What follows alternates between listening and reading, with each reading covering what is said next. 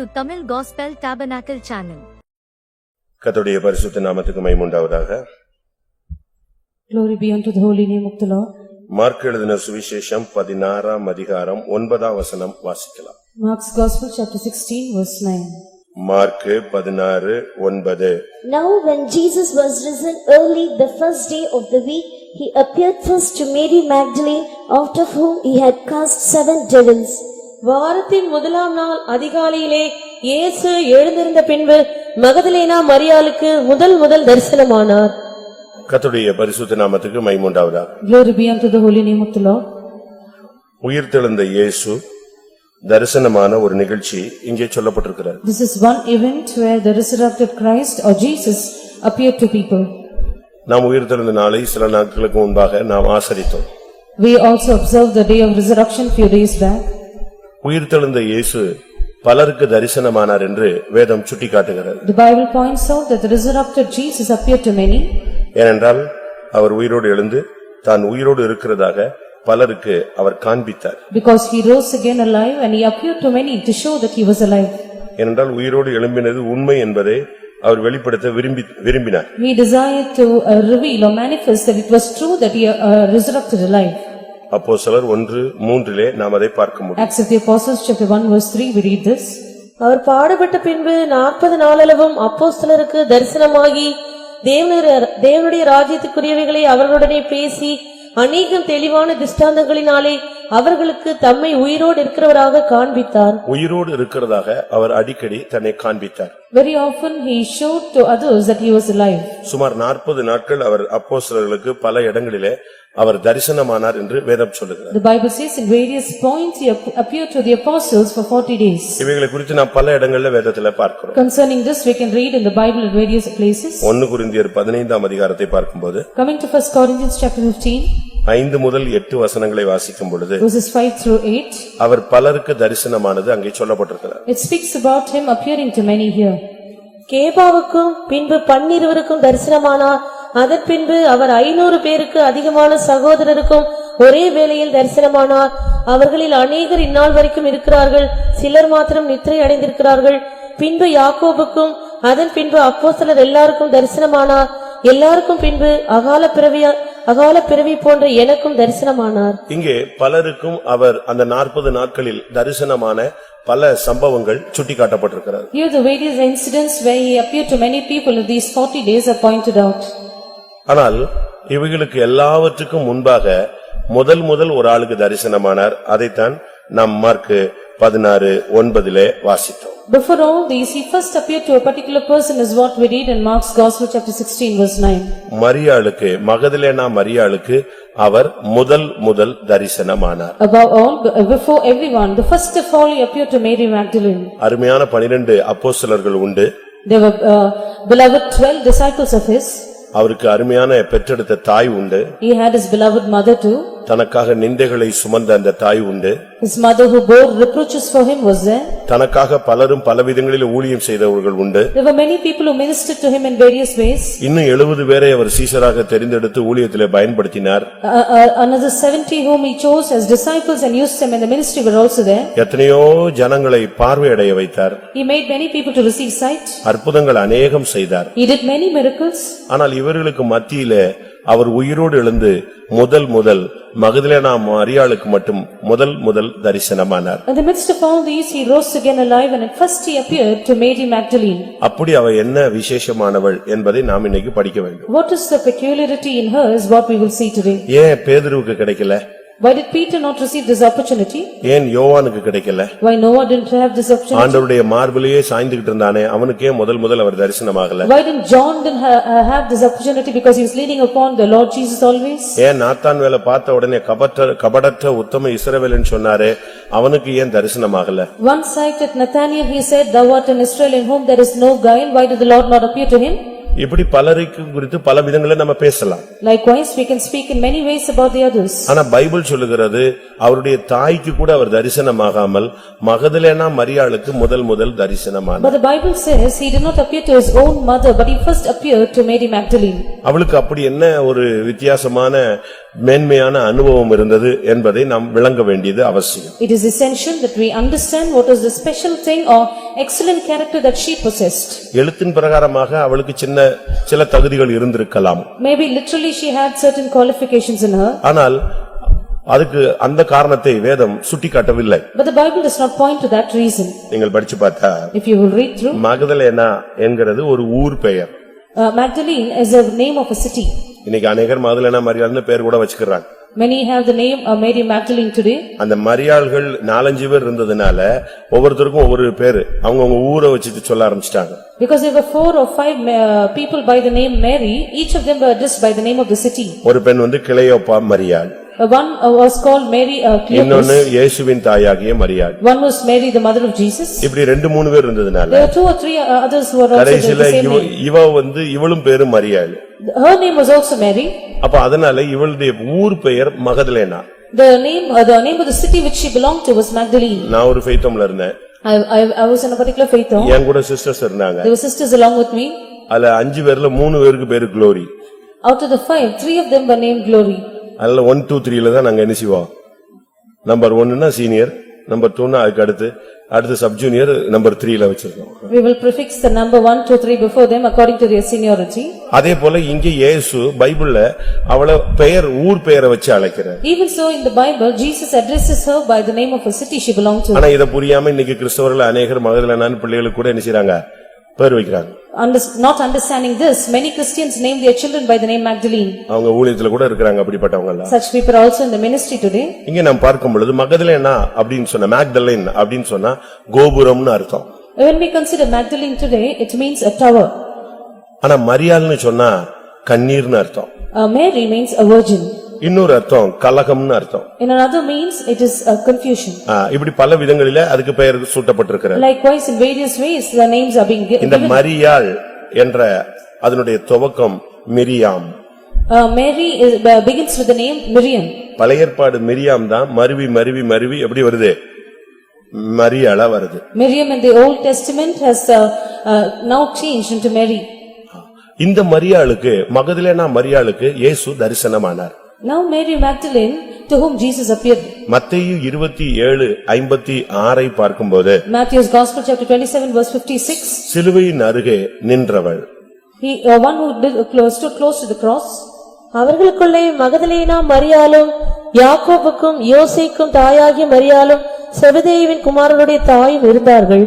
அவங்க எல்லாம் சிலுவை பக்கம் நின்று கொண்டிருந்தவர்கள். They were very close to the cross. இவங்க எல்லாம் இயேசுவுக்காக தூரத்தில் நின்று பார்த்து கொண்டிருந்தார்கள்னு முந்தின வசனம் சுட்டிக்காட்டுகிறது. The preceding verse points out that they were looking standing afar off and looking at Jesus. Mark 15ஆம் அதிகாரம் 40ஆம் வசனத்தை பார்க்கும்போது, Mark's Gospel chapter 15 verse 40. சில ஸ்திரீகளும் தூரத்திலிருந்து பார்த்து கொண்டிருந்தார்கள். அவர் கலிலேயாவில் இருந்தபோது அவருக்கு பின் சென்று ஊழியம் செய்து வந்த மகதலேனா மரியாளும் சின்ன யாக்கோபுக்கும் யோசேக்கும் தாயாகிய மரியாளும் சலோமே என்பவளும். இங்கே நாம் பார்க்கும் பொழுது அவர் கலிலேயாவில் இருந்தபோது அவருக்கு பின் சென்று ஊழியம் செய்து வந்த மகதலேனா மரியாள். Here we read about Mary Magdalene who followed him and ministered unto him when he was at Galilee. இது அவளுக்கு தகுதி அல்ல. This was not her qualification. தூரத்தில் நின்று சிலுவைக்கு பக்கத்தில் நின்று பார்த்ததனால இந்த தரிசனம் கிடைக்கல. She did not receive this vision of Jesus because she was very close to the cross of it, because she stood far away and looked at Jesus. ஊழியம் செய்ததனால இந்த தரிசனம் கிடைக்கல.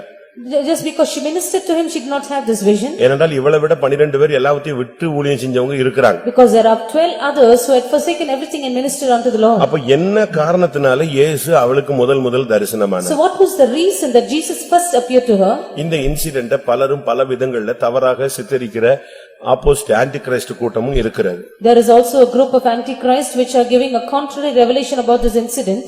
அது குறித்து நீங்க சினிமா எல்லாம் எடுத்திருப்பாங்க. Even they have a film on the same. இயேசு உயிரோடு எழுந்த பிறகு கூட அவளை தான் தேடி போனார்னு சொல்லுவாங்க. They say even when Jesus was alive he sought for her. அப்படி அல்ல. That is not so. இயேசு அவளுக்கு தரிசனமானதுக்கு ஒரு ரீசன் அதே வசனத்துக்கு அடுத்த வசனத்துல சொல்லப்பட்டிருக்கிறது. The very succeeding verse gives the reason why Jesus appeared to her first. Mark 16:10. Mark's Gospel, chapter 16, verse 10. அவளிடத்திலிருந்து அவர் 7 பிசாசுகளை துரத்தி இருந்தார். அவளிடத்திலிருந்து அவர் 7 பிசாசுகளை துரத்தியிருந்தார். It was out of her that he had cast out 7 devils. இதுதான் முக்கியம். It was a most important reason. அந்த தரிசனத்துக்கு reason அடுத்த வசனம் கரெக்டா சொல்லப்பட்டிருக்கு. Jesus appearing to her, the reason is given in the next verse. எதனால? Why? சிலுவைக்கு பக்கத்துல நின்னதனால அல்ல. Not because she stood close to the cross. ஊழியம் செஞ்சதனால அல்ல. Not because she ministered to him. எதுக்காக? What for? அவர் அவளிடத்திலிருந்து 7 பிசாசுகளை துரத்தி இருந்தார். But because he had cast out 7 devils out of her. இதை குறித்து லூக்கா 8ஆம் அதிகாரம் 2ஆம் வசனத்தை பார்க்கும் பொழுது Luke's Gospel, chapter 8 and verse 2. அவர் பொல்லாத ஆவிகளையும் வியாதிகளையும் நீக்கி குணமாக்கின சில ஸ்திரீகளும் 7 பிசாசுகள் நீங்கின மகதலேனா எனப்பட்ட மரியாளும். 7 பிசாசுகள் நீங்கின மகதலேனா மரியாளும். Mary called Magdalene, out of whom were 7 devils. இன்னைக்கு நமக்குள்ள பலவிதமான ஆவிகளுடைய போராட்டம் இருக்கு, ஆனா வெளியே தெரியாது. Today we have various conflicts of the various kinds of spirits within us which is not outwardly visible. இன்றைக்கு நீங்க இந்த சத்தியத்தை புரியணும். Today you should understand this truth. நமக்கு அடுத்த தரிசனத்தை நம்ம வெயிட் பண்ணிட்டு இருக்கோம். We are waiting for the next vision. அது என்ன தரிசனம்? What is that? எபிரேயர் 9:28 Hebrews 9:28. அவர் திரும்ப வரப்போறார், அந்த தரிசனத்துக்காக நம்ம வெயிட் பண்ணிட்டு இருக்கோம். He is going to appear the second time for which we are ardently waiting. அந்த தரிசனம் நம்ம சபைக்கு கிடைக்கணும். The church should have that vision. கிறிஸ்துவும் அநேகருடைய பாவங்களை சுமந்து தீர்க்கும்படிக்கு ஒரே தரம் பலியிடப்பட்டு தமக்காக பாவமில்லாமல் ஆவலோட காத்துக் கொண்டிருக்கிறவர்களுக்கு ரட்சிப்பை அருளும்படி 2ஆம் தரம் தரிசனமாவார். அந்த தரிசனம் சபைக்கு கிடைக்கணும். It is this vision which the church should obtain. அதுக்கு தான் நம்ம எல்லாரும் இவ்வளவு பாடுபடுறோம், இவ்வளவு நிந்தைகள், அவமானங்கள், வேதனைகள், சகிப்புத்தன்மைகள் நம்ம கற்றுக்கொண்டு வருகிறோம். That is why we suffer so much. We go through various kinds of reproaches, shame, and we also have this aspect of enduring in our lives. அவருடைய தரிசனம் நமக்கு கிடைக்கணும், அதுக்கு தான் வெயிட் பண்றோம். We wait for his vision for us. யோபு 35:14 அவன் சொல்றான், எனக்கு சர்வ வல்லவருடைய தரிசனம் கிடைக்க மாட்டேங்குதுன்னு சொல்றான். Job 35 verse 14 he says, I have not received the vision of the Almighty. அவருடைய தரிசனம் உமக்கு கிடைக்கிறதில்லை என்று நீ சொல்லுகிறீரே. இன்னைக்கு அநேகருக்கு அவருடைய தரிசனம் கிடைக்கிறது இல்ல. Many are unable to see him today. ஆனா இயேசு அவளுக்கு தரிசனமானதுக்கு காரணம் 7 ஆவிகளை அவளிடத்திலிருந்து துரத்தி இருந்தார். The reason for which Jesus appeared to her first was that he had cast out 7 devils out of her.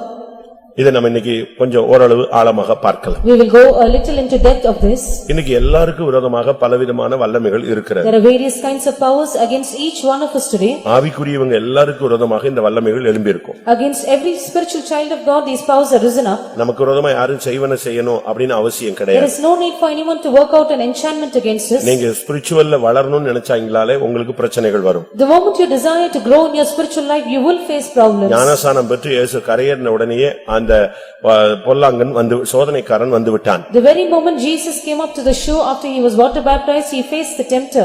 எப்பொழுதெல்லாம் நாம் முன்னேறணும்னு நினைக்கிறோமோ அப்பொழுதெல்லாம் நமக்கு விரோதமான சக்திகள் எழும்புவது இயல்பு.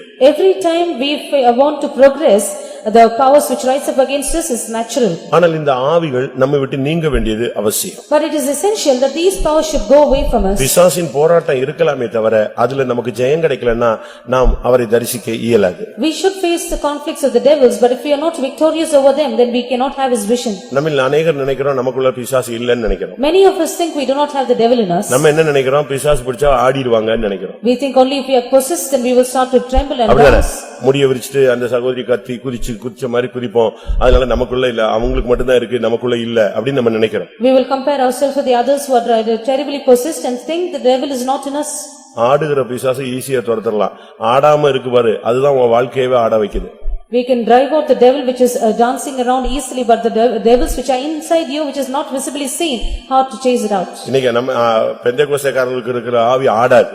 The devils or the spirits which are found in the Pentecostal people will not tremble and shake. ஆனா எல்லாரையும் ஆட வைக்கும், குடும்பத்தை ஆட வைக்கும், வாழ்க்கையை, ஊழியத்தை, சபையவே அசைக்கும். It will make the family, the church, the ministry and everyone to dance around you. சரியான ஒரு பகுத்தறிவின் ஆவி இல்லன்னா உங்க மனைவி உங்ககிட்ட பேசுறது என்ன ஸ்பிரிட்ல பேசுறாங்கன்னு உங்களால கண்டுபிடிக்கவே முடியாது. If you lack a proper discerning spirit, you cannot find out what reason your wife is speaking with you. பேதுரு ஒரு நாள் நின்னுட்டு இருக்கும்போது While Peter was standing, இயேசு பேச ஆரம்பித்தார். Jesus started to speak. சீஷர்கள் எல்லாம் சைடுல நின்னாங்க. The disciples were on the other side. நான் மனுஷர் கையில ஒப்பு கொடுக்கப்படுவேன். I will be given into the hands of men. அவர்கள் என்னை அடிப்பார்கள். They will smite me. என்னை சிலுவையில அறைவார்கள். They will crucify me on the நான் cross. கொலையுண்ணப்படுவேன். I will be killed. இப்படின்னு பேச ஆரம்பிச்ச உடனே As he started to speak, மத்த 11 அப்படி கல்லு மாதிரி நின்னுச்சு. All the 11 stood as a stone. யாரு?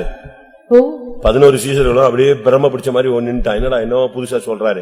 The 11 disciples remaining ones, they stood as a stone, not understanding what he was speaking. ஆனா பேதுருவால அப்படி நிக்க முடியல. But Peter couldn't do that. அவன் சொன்னா என்ன சொல்றீங்க? He said, what are you speaking? அப்படிலாம் நடக்காது. That should not be done. அப்படி நடக்கவும் விட மாட்டேன். I will not permit such things to அதெல்லாம் happen. அனுமதி கிடையாது. அது எப்படி நடக்கும் அப்படி? There has no permission for them. How can that happen? இப்ப நீங்க அந்த இடத்துல நீங்க நின்னு பாத்தீங்கன்னா Suppose you were in that place. உங்களுக்கு எப்படி தோணும்? What would be your opinion? நம்முடைய அறிவு என்ன சொல்லும்? What will our mind say? இயேசுவுக்காக என்ன செய்றான்? கொதிச்சு நிக்கிறான். மத்தவெல்லாம் கல்லு மாதிரி நிக்கிறான். இவன் ஒருத்தன் தான் என்ன செய்றான்? ரத்தம் ஓடுதுன்னு நினைப்பீங்க. You will think only blood is flowing in his body because he is zealous for Jesus and he is standing firm for the Lord. But இயேசு அத பத்தி என்ன சொன்னாரு? But looking at him, what did Jesus say? உடனே சொன்னாரு அப்பாலே போ சாத்தானேன்ட்டார். Immediately he commanded saying, get thee hence அதுக்கு Satan. பிறகுதான் புரிஞ்சது அது யாரு? உள்ள இருந்து பேசினது யாரு? பிசாசு. It was after that they understood that the devil was speaking through அதுக்கு him. இயேசு ஒரு ரீசனை மென்ஷன் பண்றாரு. Jesus gives a reason there. என்ன சொல்றாரு? நீ தேவனுக்கு ஏற்றவைகளை சிந்தியாமல் மனிதனுக்கு ஏற்றவைகளை சிந்திக்கிறாய் அப்பாலே போ சாத்தானேன்னார். He says, thou savest not the things of God but savest the things of men, therefore get thee hence Satan. அப்ப பிசாசு வந்தா முடிய விரிச்சு போட்டு அந்த கிளிப்லாம் அத்து கீழே விழுந்து அப்படியே சுத்துவாங்க அப்படின்னா நீங்க நினைக்க கூடாது. சுத்தாமலே நின்னு உன்னைய சுத்த விட்டுருவான். So do not think if one is devil possessed, they will start to shake around and dance around with their hair open. It is not true. Without even dancing so, they will make you to shake. நீ பாடுபடக்கூடாது.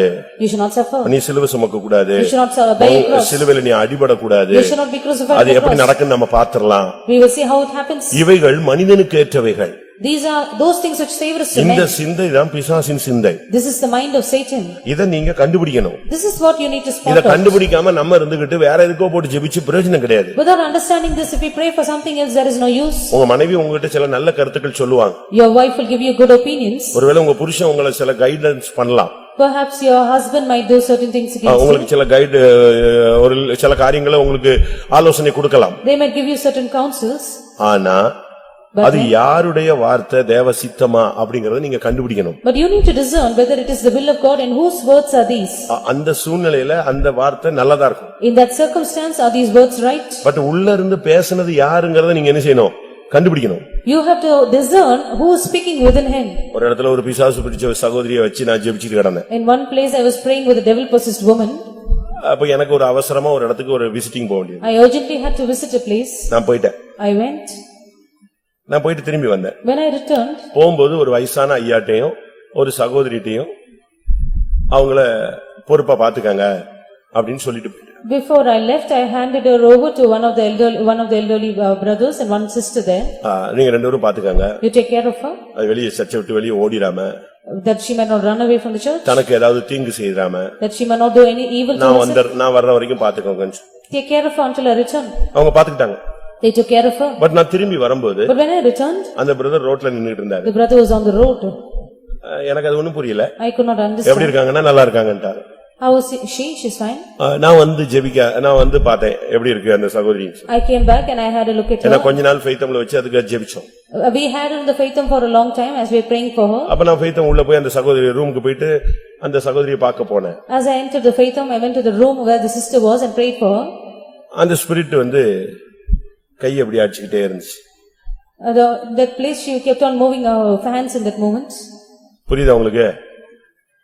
அந்த spirit யாருன்னு இந்துக்களுக்கு புரிஞ்சிருக்கும். அது எப்படி அடிச்சிட்டே இருந்துச்சு.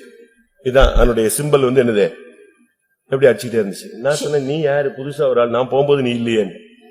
She kept showing that sign continually and நான் போகும்போது நீ இல்லையேன்னு கேட்டேன். When I went from here, you were not here. ஆமா நீ போன பிறகு நான் வந்தேன்னு சொல்லுச்சு. I came after you left. உன் பேர் என்னன்னு? What is your name? புரியலையா என்னைய அப்படினுச்சு. He said, don't you understand? எனக்கு புரிஞ்சிருச்சு. I understood. யாரது? Who is he? நாரதர். நாரதர்னு ஒரு ஸ்பிரிட் இருக்கு. There's one spirit by that name. இந்துக்களுக்கு படிச்சிருக்கீங்களா? Have you read them and ஒரு 10 நிமிஷத்துல இருக்கிற அவ்வளவு வரையும் குழப்பி விட்டு எல்லாரையும் பிரிச்சு விட்டு போயிட்டே இருப்பான். Within 10 minutes. ஆமா நீ சொல்றதும் சரிதான், நீ சொல்றதும் சரிதாம்மா, இப்படி 4 வரையும் நீ சொல்றதும் சரிதாம்மா, அத்தோட 4 வரையும் பிரிச்சுக்கோ. They will convince all the others who are there and separate all of them.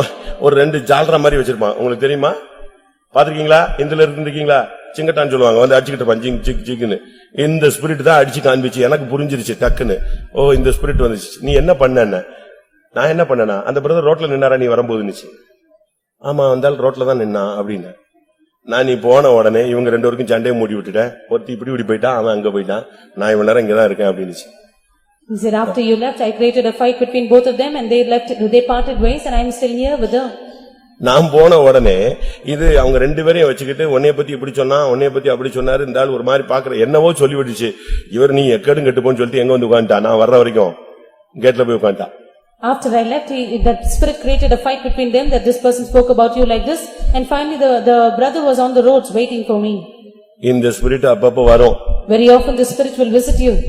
காலையில ஆபீஸ்க்கு போகும்போது ரொம்ப அழகா உங்களை சென்ட் ஆஃப் பண்ண பார்ட்டி வரும்போது வீட்லயே இருக்காரு. The party which sends you off very well when you go to the office in the morning will not be at home when you return. நீ போன பிறகு எது ஸ்டார்ட் பண்ணிரும், இது பழைய கதையெல்லாம் ஸ்டார்ட் பண்ணி பஸ் ஏத்தி விட்டுரும். After you go, you leave the place, it will speak of the old stories and send the person off. காலையில போகும்போது அதை வாங்கிட்டு வரேன், இதை வாங்கிட்டு போறேன்ட்டு ஒரே பயங்கர பிராமிஸ் கொடுத்துட்டு போனால் வரும்போது சும்மா டென்ஷன்ல வருவான். ஏன்னா அது அங்க உள்ள பூந்துருச்சுன்னு அர்த்தம். The person who made up many promises saying, I will buy this and that when I return. But when he returns, he will come with full. இப்படி ஆவிகள் உள்ள இருக்கும். There are such spirits within. ஆனா இத பவுலுக்கு மட்டும்தான் கண்டுபிடிச்சது. Only Saint Paul found it out. ஒரு முள் என்னை குத்திக்கிட்டே இருக்கு, அது சாத்தானுடைய தூதன்னு நான் கண்டுபிடிச்சேன்னு சொல்றான். He said, a thorn is keeping on buffeting me and that is the angel of the devil. லூக்கா 13:6 அந்த கூனியினுடைய பின்னால ஒரு ஆவி இருந்ததாக இயேசு கண்டுபிடிச்சார். Luke's Gospel chapter 14, Jesus found out there was a spirit behind the woman who had an infirmity. சரி, அதை விடுங்க. இது என்ன 7 ஆவிகளை துரத்தி இருந்தாருன்னு What சொல்லி. are these 7 spirits that he had cast out? ஒரு இடத்துல ஒரு பிசாசை பார்த்து இயேசு பேசினார். In one place, Jesus spoke to a devil. உன் பேர் என்னன்னு கேட்டார். He said, what is your name? அவன் என்ன சொன்னான்? What did he say? தாங்கள் அநேகரா இருந்தபடினால் என்ன பேர் சொன்னா? லேகியோன் சொன்னான். He said, I am legion because I am many in number. லேகியோன்ங்கிறது பிசாசு பேரா இல்ல. Legion is not the name of the devil. நல்லா புரிஞ்சுக்கணும். You have to understand. அவனுக்கு லேகியோன் பிடிச்சிருக்கு, இவனுக்கு லேகியோன் பிடிச்சிருக்கு, நீங்க என்னத்தையா சொல்லி போடாதீங்க. Do not say he is caught with the spirit of legion. லேகியோன்ங்கிறது ஒரு மிலிட்டரி பெட்டாலியனுடைய ஒரு நேம் அது. It is the name of a battalion in the military. ஒரு நாட்டுல லேகியோன் சொன்னா 2000 போர் வீரர்கள் சேர்ந்த ஒரு பெட்டாலியனுக்கு தான் பேர் என்னது?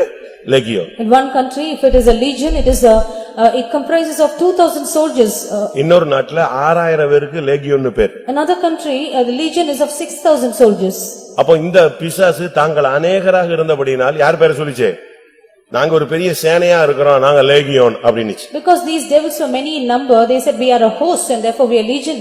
அப்ப இயேசு சொன்னாரு, அந்த ஆவிகளை ரைட் நீங்க பண்ணிக்குள்ள போறதுக்கு பெர்மிட் கடிச்சு கொடுத்துட்டாரு. They asked permission to get into the herd of swine and the Lord permitted them to get out of him and get into the swine. நீங்க பைபிள்ல படிச்சு பாத்தீங்கன்னா ஆயிரக்கணக்கான பன்றிகள் எங்க போச்சு? தண்ணில போய் விழுந்து மாழ்ந்து போனது. If you read in the Bible, you can find thousands of the herd of swine which went into the waters and were அப்ப destroyed. ஒரே ஆளுக்குள்ள ஆயிரக்கணக்கான ஆவி இருக்கிறதுக்கு என்ன இருக்கு? வாய்ப்பு இருக்கு. So there is a chance for thousands of spirits to dwell in one man.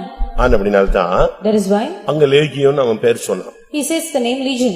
நம்ம இப்ப அந்த சப்ஜெக்ட்ல போறதில்ல. We are not getting into that subject now. இங்கே சொல்லி இருக்கிறது 7 ஆவிகளை அவர் துரத்தினார். Here it is said he cast out 7 devils. இது பிசாசினுடைய 7 குணங்களை காண்பிக்கிறது. This speaks of the 7 characteristics of the Satan. பிசாசுக்கு பழைய ஏற்பாட்டிலும் பழைய புதிய ஏற்பாட்டிலும் பல பெயர்கள் சுட்டிக்காட்டப்பட்டிருக்கிறது. The devil has various names or nicknames by which he is addressed in the Old Testament as well as in the New ஒரு இடத்துல Testament. பிசாசுன்னு சொல்லி இருக்கு. One place is called the devil, ஒரு இடத்துல சாத்தான் சொல்லி இருக்கு. the other place is called Satan, ஒரு இடத்துல சத்துருன்னு சொல்லி in இருக்கு. one place the enemy, ஒரு இடத்துல பொல்லாங்கன்னு சொல்லி இருக்கு. the other place is the wicked ஒரு one, இடத்துல சோதனைக்காரன் சொல்லி இருக்கு. the tempter the other, ஒரு இடத்துல பழைய பாம்புன்னு சொல்லி இருக்கு. the old serpent in the other place ஒரு இடத்துல அப்பல்லோன்னு சொல்லி இருக்கு. is called as Apollos in the other place, அப்பல்லியோன் Apollyon. இப்படி ஒவ்வொரு பேரா வரிசையா சொல்லி இருக்கு. One by one he is named. பழைய ஏற்பாட்டிலும் புதிய ஏற்பாட்டிலும் அப்படி எவ்வளவு பேர்கள் இருக்கு. The Old Testament as well as the New Testament, there are so many names. ஆனா இங்க 7 ஆவிகளை துரத்தி இருந்தார். But here he cast out 7 devils. அப்ப நமக்குள்ளேயும் 7 ஆவி துரத்தப்பட்டால்தான் நமக்கு அவர் தரிசனம் கிடைக்கும். So only if 7 devils are cast out of us, we will have a vision of the Lord Jesus. அதைத்தான் நாம் இன்னைக்கு பார்க்க போறோம். That is what we are going to see today. அந்த 7 தன்மைகள் என்ன என்பதை நாம் விளங்கிக் கொள்ள வேண்டும். We need to understand what are the 7 attributes of these characters. பிசாசுக்கு பல குணங்கள் இருக்கு. There are various characters in the devil. அதுல 7 நான் ஸ்பெஷலா எடுத்து உங்களுக்கு சொல்றேன். I want to pick out 7 which I want to tell you. இந்த 7 தன்மைகளும் நம்ம விட்டு போனாதான் நமக்கு தரிசனம் கிடைக்கும். If all these 7 attributes leave us, we will have the vision இல்ல of இல்ல the Lord. நான் ஊழியம் செஞ்சேன், இயேசுவின் மார்பலையே சாஞ்சி கிடந்தேன், உனக்கு தரிசனம் கிடைக்காது. If you say I have ministered unto the Lord, I was leaning upon the Lord, we will not have the vision. அப்படிதானே? Isn't that true? யோவானுக்கு கிடைச்சதா? Did John have the vision? கிடைக்கலையே. No. காரணம் என்ன? What is the reason? அவனுக்குள்ளேயும் சில சுபாவங்கள் இருந்துச்சு, அது அந்த கேரக்டர் அந்த ஆவிகள் துரத்தப்படல. He also had certain characters in him which these spirits were not driven out. நமக்குள்ளேயும் பல வல்லமைகள் இருக்கு.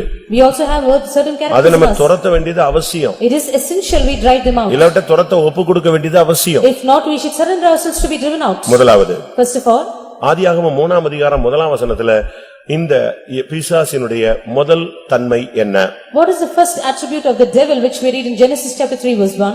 தேவனாகிய கர்த்தர் உண்டாக்கின சகல காட்டு ஜீவன்களை பார்க்கிலும் சர்ப்பமானது தந்திரம் உள்ளதாய் இருந்தது. தந்திரம். Subtlety. இது ஒரு ஆவியினுடைய முக்கியமான தன்மை. This is one of the most important வேதத்துல முதல் பிசாசு தன்னை அறிமுகப்படுத்துகிற இடத்துல அவனுடைய கேரக்டர் தந்திரம். The first place where the devil introduces himself in the Bible by his character, that is subtlety. தந்திரம் உள்ள சுபாவம் நமக்குள்ள இருக்கவே கூடாது. We should not have the subtle character in us. உலகத்துல நரிக்கு தான் தந்திரம் சொல்லுவாங்க, ஆனா பைபிள்ல சர்ப்பத்துக்கு தான் தந்திரம்னு சொல்லிருக்கு. In the world they will call the fox which is very subtle, but in the Bible the serpent is called very subtle. இன்றைக்கு ஆவிக்குரிய வாழ்க்கையில வந்துட்ட பிறகு நாம் தந்திரம் உள்ளவர்களா இருக்க கூடாது. After coming to the spiritual life we should never be subtle. ஆனா அதே நேரத்துல At the same time, பிசாசின் தந்திரங்களை அறிந்து நாம் அதை ஜெயித்தவர்களாய் மாற வேண்டும். knowing all the subtlety of the devil, we should be overcoming all of them. 2 கொரிந்தியர் 2ஆம் அதிகாரம் 2 Corinthians chapter 2 11ஆம் வசனத்தை பார்க்கும் பொழுது, verse 11. சாத்தானாலே நாம் மோசம் போகாதபடிக்கு அப்படி செய்தே அவருடைய தந்திரங்கள் நமக்கு தெரியாதவைகள் அல்லவே. சாத்தானுடைய தந்திரங்களை முதலாவது நீங்கள் தெரிந்து வைத்திருக்க வேண்டும். First of all, you should know all the deception or the subtlety of the devil. அவன் ரொம்ப டெக்னிக்கலா தான் கிரியை செய்வான். He will act in a very technical நான் manner. ஆரம்பத்திலேயே சொன்னேன், பிசாசு ஆடிட்டு வந்தா நம்ம ஈஸியா கண்டுபிடிச்சிடலாம். In the beginning I said if you can find the devil which is possessed and dancing around. அவன் ஆடவே இப்பெல்லாம் ஆடுறது இல்லையா? But now it is not so. அந்த ஆவி ரொம்ப தந்திரமா கிரியை செய்யும். The devil is very subtle in its devices. சர்ப்பத்தினுடைய முதல் தன்மையே தந்திரம். The first attribute of the serpent is subtlety. அதனுடைய முதல் வேலை என்ன? What is its first work? மனசை கெடுப்பது. It will destroy the mind. அதுதான் அவனுடைய முதல் வேலை. His first work is to corrupt the mind. 2 கொரிந்தியர் 11ஆம் அதிகாரம் 3ஆம் வசனம். 2 Corinthians chapter 11 verse 3. ஆகிலும் சர்ப்பமானது தன்னுடைய தந்திரத்தினாலே ஏவாளை வஞ்சித்தது போல உங்கள் மனதும் கிறிஸ்துவை பற்றி உண்மை நின்று விலகும்படி கெடுக்கப்படுமோ என்று பயந்திருக்கிறேன். இந்த தந்திரத்தினுடைய வேலை என்னன்னா மனசை கெடுப்பது. The work of this subtlety is to corrupt the mind. கிறிஸ்துவை பற்றிய உண்மை நின்று மனதை விலகும்படி செய்வது. It will make your mind to be corrupted from the simplicity that is in Christ. ஒரு புருஷனுக்குள்ள வந்துருச்சுனா, suppose it is in a husband, அந்த மனைவியை பற்றிய உண்மையிலிருந்து அந்த மனசு கெட்டு போயிடும். the mind will be corrupted from the truth about the wife. மனைவிக்குள்ள வந்துருச்சுனா, suppose it's in the wife, புருஷனை பத்தி இருக்கிற தவறா நல்ல எண்ணங்கள் வெளியே போய்டும். all the good opinion that she has about the husband will leave her. பிள்ளைகளுக்குள்ள வந்துருச்சுனா, suppose it's in the children, அந்த பேரண்ட்ஸ் மேல உள்ள நல்ல ஒபினியன் சுத்தமா வெளியே போய்டும். the good opinion about their parents will leave them. இப்படிப்பட்ட எண்ணங்கள் வரும் பொழுதுதான் அவங்களுடைய மைண்ட் கரெக்ட் ஆகி யாரை பார்த்தாலும் தப்பாவே சிந்திக்க கூடியவங்களா மாறிடுவாங்க. Only when such thoughts enter into them, their mind is corrupted and they will have a wrong opinion about anyone they witness. அப்படியே ஆப்போசிட்டா போதகம் பண்ணுவான். They will teach in the contrary manner. சர்ப்பம் மிகவும் தந்திரமுள்ளதா இருந்தது. என்ன பண்ணிச்சு? The serpent was very subtle and what did it do? அப்படியே பிரசங்கத்தை ட்ரிப் பண்ணி விட்டான் ஒரு செகண்ட்ல. It overturned the message.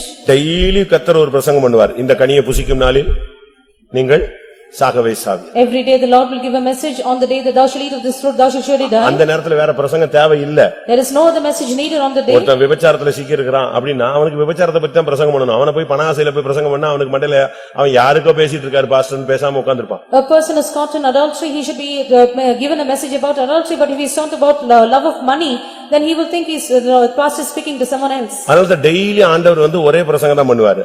Every day the Lord will give them the same message. அந்த கனியை மட்டும் நெஞ்சிராத. Do not eat of the fruit. புசிச்சிராத. Do not eat. அத புசிச்சா நீ சாகவே சாவ. If you will eat, you will surely die. இத கேட்டுக்கிட்டே இருந்தான் இவனும். He was also hearing the message. அப்படி பிரசங்கத்தை ஒரு ட்ரிப் பண்ணி விட்டான். லைட்டா ட்ரிப் பண்ணான். He slightly overturned the message. அந்த கனியை புசிக்க வேண்டாம் என்று தேவன் சொன்னது உண்டோ? As the Lord said, thou shalt not eat of the fruit. உடனே இந்த அம்மா நினைச்சு, ஆமா. And the sister said yes. அப்படியானால் நீங்கள் அதை புசிக்கும் நாளில் எப்படி மாறுவீங்க? பிரசங்கம் என்ன சொல்லுது? தேவனுடைய பிரசங்கம் என்ன சொல்லுது? சாகவே சாவாய். The message of God says thou shalt surely die on the day thou shalt eat. இவன் பிரசங்கம் பண்றான் என்னது? நீ அதை புசிக்கும் நாளில் நீங்கள் யார மாறிடுவீங்க? தேவனை போல மாறுவீங்க. இந்த பிரசங்கத்துல உங்க ரெண்டு பேருக்கு இங்க இருக்கிறவங்களுக்கு எந்த பிரசங்கம் ரொம்ப பிடிக்குது? His message says on the day that thou shalt eat of it you shall become like the angel of God. Which message do you like here? இந்த ரெண்டு பிரசங்கத்துல எது உங்களுக்கு ரொம்ப இன்ட்ரெஸ்டா இருக்கு? Among the two, which interests you the more? எப்ப வந்தாலும் ஜாகவே Java என்னடா, அதை விட என்னைக்காவது ஒரு ஆசீர்வாதமா சொல்லுவானான்னு பார்த்தா அவன் அழகா சொல்லித்தரான். நீங்கள் என்ன எப்படி இருப்பீர்கள்? தேவனைப் போல இருப்பீர்கள், உங்கள் கண்கள் திறக்கப்படும், அது தேவனுக்கு தெரியும் அப்படின்னு உடனே அவன் பார்த்தான், இதுவும் நல்லாதான் இருக்கு. Whenever you come, they keep on saying, thou shalt surely die, but he gave another message, you shall become like the angel of God and your eyes shall be open. That is also fine. அவனுடைய தந்திரத்தினுடைய முதல் வேலை போதகத்தை மாற்றுவது. The first work of his subtlety is to change the message or the preaching. உபதேசத்தை மாற்றுவது. To perverse the doctrine. வேத வசனத்தை அப்படியே புரட்டுவது. To overturn the word of God. ஒரு விசுவாசி ஆண்டவரை தரிசிக்கணும்னா முதலாவது இந்த தந்திரத்தை புரிஞ்சு ஜெயிக்கணும். For a believer to see the Lord, first of all he should understand the subtlety and overcome in all these. 2 பேதுரு 2:1 பாருங்க, தந்திரமாய் வேதத்தை புரட்டிடுவான். 2 Peter chapter 2 verse 1 we read that they will overturn the doctrine. கள்ள தீர்க்கதரிசிகளும் ஜனங்களுக்குள்ளே இருந்தார்கள், அப்படியே உங்களுக்குள்ளும் கள்ள போதகர்கள் இருப்பார்கள். அவர்கள் கேதுவான வேத புரட்டுகளை தந்திரமாய் நுழைய பண்ணி தங்களை கிரயத்துக்கு கொண்ட ஆண்டவரை மறுதலித்து. வேத புரட்டுகளை எப்படி நுழைய பண்ணுவாங்க? தந்திரமா நுழைய பண்ணிடுவாங்க.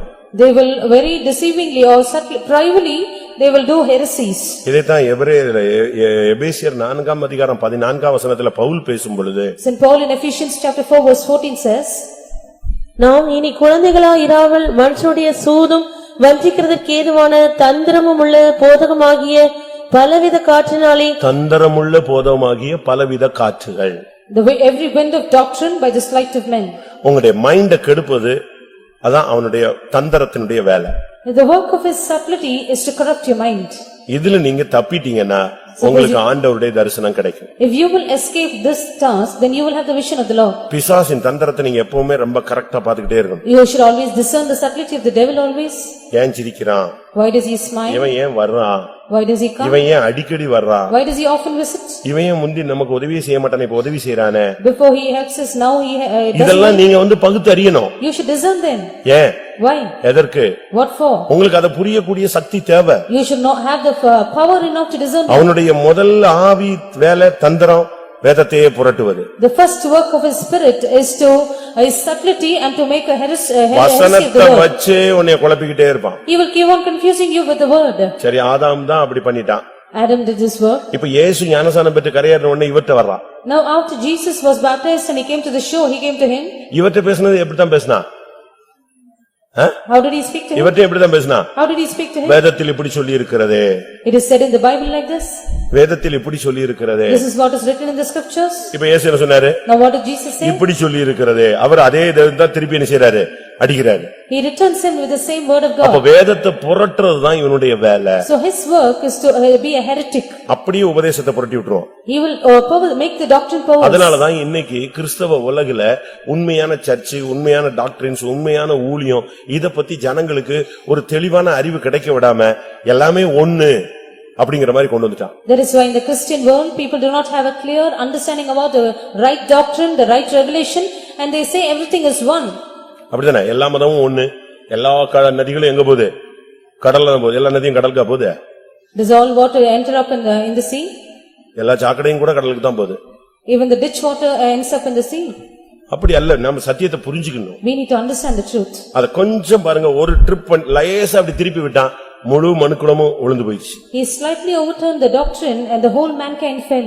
ஒன்று, தந்திரத்தை நாம் ஜெயிக்க வேண்டும். தந்திரமான ஆவி நம்ம விட்டு வெளியே போகணும். One thing we need to overcome subtlety or craftiness, that spirit should leave us. இரண்டாவது, Secondly, வெளிப்படுத்தல் 12ஆம் அதிகாரம் 9ஆம் வசனத்துல அவனுக்கு பலவிதமான வித்தியாசமான தன்மையில டைட்டில் கொடுக்கப்பட்டிருக்கிறது. Revelation chapter 12 verse 9, he is titled in diverse ways. உலகம் அனைத்தையும் மோசம் போக்குகிற பிசாசு என்றும் சாத்தான் என்றும் சொல்லப்பட்ட பழைய பாம்பாகிய பெரிய வலுசர்ப்பம் தள்ளப்பட்டது. எப்படி? உலகம் அனைத்தையும் மோசம் போக்குகிற சாத்தான் என்றும் பழைய பாம்பாகிய பெரிய வலு சர்ப்பம், இப்படி எல்லாம் அவனுக்கு ஒரு ஆளுக்கு தான் இவ்வளவும் சொல்லி வைக்கிறாங்க. A single personality is given so many names or titles by a great dragon, the old serpent called the devil, the தன்மை Satan. என்னன்னா மோசம் போக்குதல், ஏமாத்துதல். His only work is to deceive. எந்த ஒரு விசுவாசியும் ஊழியக்காரனும் ஏமாத்துற பழக்கத்தை விட்டுறணும். மோசம் போக நம்மளால மத்தவங்களை கெடுத்துறவே கூடாது. Any servant of God or believer should forsake this practice of deceiving the others. No one should be. இந்த விஷயத்துல ரொம்ப கவனமா இருக்கணும். We have to be very careful in this matter. இந்த ஸ்பிரிட்டை நீங்க ஜெயிக்கணும். You have to overcome this spirit. உங்களை அறியாமலோ அறிஞ்சோ நீங்க உங்கள் நிமித்தம் யாரும் மோசம் போயிடக்கூடாது. Knowingly or ignorantly, no one should be deceived because of you. இந்த மார்க்கத்துல வந்துட்ட பிறகு நீங்க யாரையும் ஏமாத்திடக்கூடாது. After coming into this religion, do not deceive or cheat anyone. இந்த விஷயத்துல நீங்க ரொம்ப கவனமா இருக்கணும். You have to be very careful in this அவனுடைய matter. வேலையே ஏமாத்துறதுதான். His only work is to deceive. பயங்கரமா ஏமாத்துவான். He will terribly deceive. அதனாலதான் இன்னைக்கு முழு உலகமும் ஏமாந்துகிட்டே இருக்கு. இன்னைக்கும் ஜனங்க ஏமாந்துகிட்டு தான் இருக்காங்க. That is why the whole world is being deceived today and still the people are deceived. 1 கொரிந்தியர்ல 15:33 பார்க்கும்போது 1 Corinthians 15:33 மோசம் போகாதிருங்கள், ஆகாத சம்பாஷணைகள் நல்ல ஒழுக்கங்களை கெடுக்கும். இந்த மோசம் போக்குதலுடைய மெயின் தன்மையே பேச்சுதான். Main aspect of this deception is speech or communication. பேசியே ஆவிக்குரிய ஜீவித்தை நஷ்டமடைச்சிடும். We will keep on speaking and bring a loss to our spiritual life. நீங்க பேசுறத நிறுத்தி பாருங்க, நீங்க ஜெயிச்சிடுவீங்க. You stop talking, you will overcome. பேச்ச சுத்தமா நீங்க பிரேக் பண்ணணும். You have to stop your talk. இப்ப நம்ம பேசுறது இல்ல, செல்லுலயே பேசுறோம். Now we do not directly talk, we will have a communication over the cell. அத உட்கார்ந்துட்டு அந்த கை போற போக்க பாருங்க. You sit and look at the way your hands move. முந்திலாம் டைப்ரைட்டிங் படிக்கிறதுக்கு 7 மாசம் ட்ரைனிங் எடுப்பாங்க. 7 months they will be trained to use the typewriter before. இப்ப 3ஆம் கிளாஸ் பிள்ளைக்கு டைப்ரைட்டிங் நீங்க ஒண்ணுமே சொல்ல வேண்டாம். அது அழகா பிச்சு போகுது. அது For a child who belongs to the 3rd standard, you need not teach her anything. She will. மோசம் போக்குகிற வல்லமை ஆகாத சம்பாஷணைகள் நல்லொழுக்கத்தை கெடுக்கும். The power which deceives, evil communication corrupts good manners. நீங்க 7 ஆவிகள் துரத்தப்படுதுன்னா அதுல ஒரு ஆவி பேச்சை நீங்கள் ஜெயிக்கணும். After the 7 devils which are cast out, one spirit is to overcome the talk. பிசாசு பாருங்க ரொம்ப டெக்னிக்கலா பேசிதான் ஆதாமையும் ஏவாளையும் ஒண்ணுமில்லாம ஆக்கிட்டான். Very beautifully the devil spoke and it made Adam and Eve to come to knowledge. அவளை அப்படியே ஏமாத்தி வஞ்சித்து கொஞ்ச நேரத்துல நிர்வாணியாக்கி அசிங்கப்படுத்திட்டான். He deceived her and he deceived her, continually made her naked and put her to shame very shortly. 1 தீமோத்தேயு 2ஆம் அதிகாரம் 14ஆம் வசனத்தை பார்க்கும் பொழுது 1 Timothy chapter 2 verse 14. மேலும் ஆதாம் வஞ்சிக்கப்படவில்லை, ஸ்திரீ ஆனவளே வஞ்சிக்கப்பட்டு மீறுதலுக்கு உட்பட்டாள். வஞ்சிக்கப்பட்டு மீறுதலுக்கு உட்பட்டது காரணம் அவன் பேச்சை கேட்டது. Being deceived and entered in many places, the devil has spoken continually and has brought a loss to the spiritual life. கூட்டம் தொடங்கிருச்சுன்னா ஃபுல் கண்ட்ரோல்ல இருக்கணும். After the meeting has begun, அதாவது ஜென்னு ஸ்டார்ட்லயே ஆன் பண்ணிட்டா முடிஞ்சு போயிடும். இப்படி மாத்தி போச்சுன்னா அந்த பிரசன்ஸ் கெட்டு போகும். கர்த்தருடைய பரிசுத்த நாமத்துக்கு மகிமை உண்டாவதாக. glory be to the holy name of இங்கே God. சில நிமிட பேச்சுகள்ல ஸ்திரீயானவள் வஞ்சிக்கப்பட்டு மீறுதலுக்கு உட்பட்டாள். Within moments or few moments of talk, the woman was deceived and she was into transgression. ஒன்று தந்திரம், One is subtlety, இரண்டாவது மோசம் போக்கும் ஆவி. secondly the spirit which deceives. ஒரு சிலருக்கு அது ஒரு கலையாக வச்சிருக்கிறாங்க. Second, it is an art for some people. ஏமாத்துறதுலயே தான் அவனுடைய வேலையை. Their work is to deceive continually. சர்ச்சில நீங்க அந்த பழக்கத்தெல்லாம் விட்டுருக்கணும். You have to forsake all these practices in the church. சர்ச்சில வந்த பிறகு ஒரு விசுவாசி நான் வேலை வாங்கி தரேன், அதை வாங்கி தரேன், இது வாங்கி தரேன், இந்த தொழிலெல்லாம் இங்க பண்ணவே கூடாது. Never do this business of acquiring certain things for anyone after coming to the church. ஒருத்தன் ஒரு சபைக்கு போனான். I went to a church once. ஒருத்தன் ஒரு A man சர்ச்சுக்கு போனான். went to a church. அவன் என்ன சொன்னான் தெரியுமா? You know what he said? நான் கலெக்டர் ஆபீஸ்ல இந்த டிபார்ட்மெண்ட்ல ஒர்க் பண்றேன். I belong to this department in the collector office. ஆண்டவர் கிருபையில எனக்கு ஒரு 10 பேருக்கு வேலை போடுறதுக்கு வாய்ப்பு கொடுத்திருக்கிறாரு. By the grace of God, I have given the chance to give job opportunities for at least 10 people. லட்சக்கணக்கில் பணம் தேவையில்லை. I do not need lakhs of money. ஆண்டவர் எனக்கு அந்த கிருபையை தந்திருக்கிறார். God has given me the grace. But ஒரு deposit மாதிரி ஒரு 10,000 கட்டினா போதும். If you just pay 10,000 as a deposit, that is sufficient. எப்படி? இப்படி சொன்ன உடனே ஜனங்க லட்சக்கணக்கில் கொடுக்கிறதுக்கு 10,000 ரூபாங்கிறது ரொம்ப ஈஸி இல்லையா? உங்களுக்கு 10 பேருக்கு வேலை தரேன்னு சொல்லி ஒரே நிமிஷத்துல 10 பேருக்கு வாங்கிடுறான். 1 லட்சம் ரூபாய் வாங்கிடுறான். So within a moment he acquires 1 lakh from 10 people, each of them paying 10,000. இது காலையில சிபிஎம்ல 12 மணிக்கு ஏஜில உள்ள நுழைஞ்சிடறான். கர்த்தருக்கு ஸ்தோத்திரம், எனக்கு இப்படி ஒரு வாய்ப்பு இருக்கு. இப்படியே ஒரு ரூமை போட்டுக்கிட்டு 2 வாரத்துக்குள்ள லட்சக்கணக்கான பணத்தை அடிச்சிடறான். So morning he will do this work in the Pentecostal mission and afternoon he will be at the AG church. Likewise, within 2 weeks he will acquire lakhs of money. அதோட புறப்படுறது. With that he will leave the place. அவ்வளவுதான். That is the end. சரி, கொடுத்தவனுக்கும் சரி 10,000 ரூபாயோட நெஞ்சிருச்சு போய் தொலைஞ்சதுன்னு விட்டுறான். ஆனா அவனுக்கு within a week 10 லட்சம் 15 லட்சம் கிடைச்சது. So people just forsake it because it's just 10,000 rupees, but for him he gathers up a sum of around 10 to 15 lakhs a week. அரக்கோணத்துல ஒரு நம்ம சபையில அப்படி ஏமாத்திட்டான். In one of our churches at Arakonam, he had done this. ஏமாத்திட்டான். He deceived. கடைசில கத்தர் அவனை என்கிட்ட தர்மபுரியில சிக்க வச்சாரு. Finally he was caught in my hands at Dharmaburi. வந்து பாட்டு பாடுறான். He sang a song. என்னை உண்டாக்கின என் தேவாதி தேவனவர் தூங்குவதும் இல்லை உறங்குவதும் இல்லைன்னு ஒரு பாட்டு பாடி நம்ம சபையில சாட்சி சொல்லி கர்த்தர் என்னை கனம் பண்ணிருக்காருன்னு சொல்றான். He sang the particular song and he also testified in our church and said the Lord honored me. நான் அப்ப மலேரியால இருக்கேன். I was down with malaria at the time. அதனால என்ன அவனுக்கு அடையாளம் தெரியல. So he could not spot me correctly. எனக்கு அவன் சாட்சி சொல்றான்னு உடனே மலேரியாலே எந்திரிச்சு வெளியே வந்து கன்ஃபார்ம் பண்ணிட்டான் இவன் தான் பிள்ளையான. ஏன்னா ஓட்டை பிரிச்சவன் ஓட்டை தான் பிரிப்பான். வீடு திறந்து கிடந்தா கூட அவன் எங்கதான் இறங்குவான், ஓட்டல தான் இறங்குவான். வந்துட்டான் கலெக்டர் ஆபீஸ்னு யோசிச்சுட்டேன் நான். So even when with my malaria I came out to find out if this was the person and I found him that it was the right person and that he is come, the collector office has come back. முடிஞ்ச உடனே அவன ரூம்ல வந்து lock பண்ணிட்டேன் நான். As soon as the meeting was over I took him to the room and locked him. என்ன பாட்டு பாடுனேன்? What song did you என்னை sing? உண்டாக்கின உன்னை உண்டாக்கினவர் இன்னைக்கு என்கிட்ட தூங்காம உறங்காம என்கிட்ட கொண்டு வந்து உன்னை உட்கார வச்சிருக்காருன்னு சொல்லு. The one who created you without sleeping or slumbering he has brought you to me today. உன்னை உண்டாக்கினவர் எப்படி தூங்குவாரு? How the one who's ஒவ்வொரு சபையா ஏமாத்தி ஏழை ஜனங்கள்ட்ட 10,000 ரூபாய் வாங்கிட்டு சுத்திட்டு வர்றவன உன்னை எப்படி தூங்காமல் உறங்காமல் இருப்பார்ல அவரு என்கிட்ட தான் கொண்டு வந்திருக்காருன்னு ரூம்ல கட்டி வச்சிருந்தாங்க.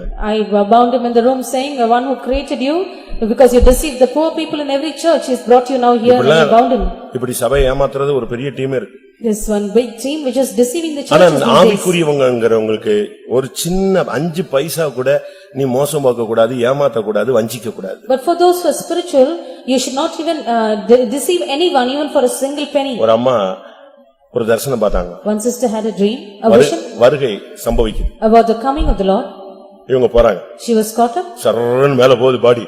The body was lifted பயங்கர up. சந்தோஷம். She was filled with joy. போயிட்டு இருக்கும்போது On the way கீழ ஒருத்தங்க அவருங்க கத்துறா. one person from down shouted out, பால் காசு கொடுக்காம போறீங்களான்னு. you did not pay your milk money. சர்ரன்னு ரிவர்ஸ் வந்து கீழ இறங்கிடுச்சு. The body returned to the earth. அவங்க பட்டார்னு முழிச்சிட்டாங்க. She woke up with a start. என்னடா இது வருகையில போக விடாம கடைசில எந்த காசு தடுத்துருச்சு? பால்காரன் காசு தடுத்துருச்சு, நம்ம வருகையில போகலன்னு. அதுல இருந்து காசு கொடுத்துதான் எது வாங்குறது? பால் வாங்குறது. The money which she had to pay for the milkman had hindered her from going in the rapture. From that time she paid before she acquired anything. ஊரெல்லாம் ஏமாத்திட்டு நம்ம பரலோகம் போயிடலாம் அப்படி அல்லேலூயா ஆமென் சாட்சி ஒண்ணும் நடக்காது. வஞ்சிக்கப்பட்டு போகாதிருங்க.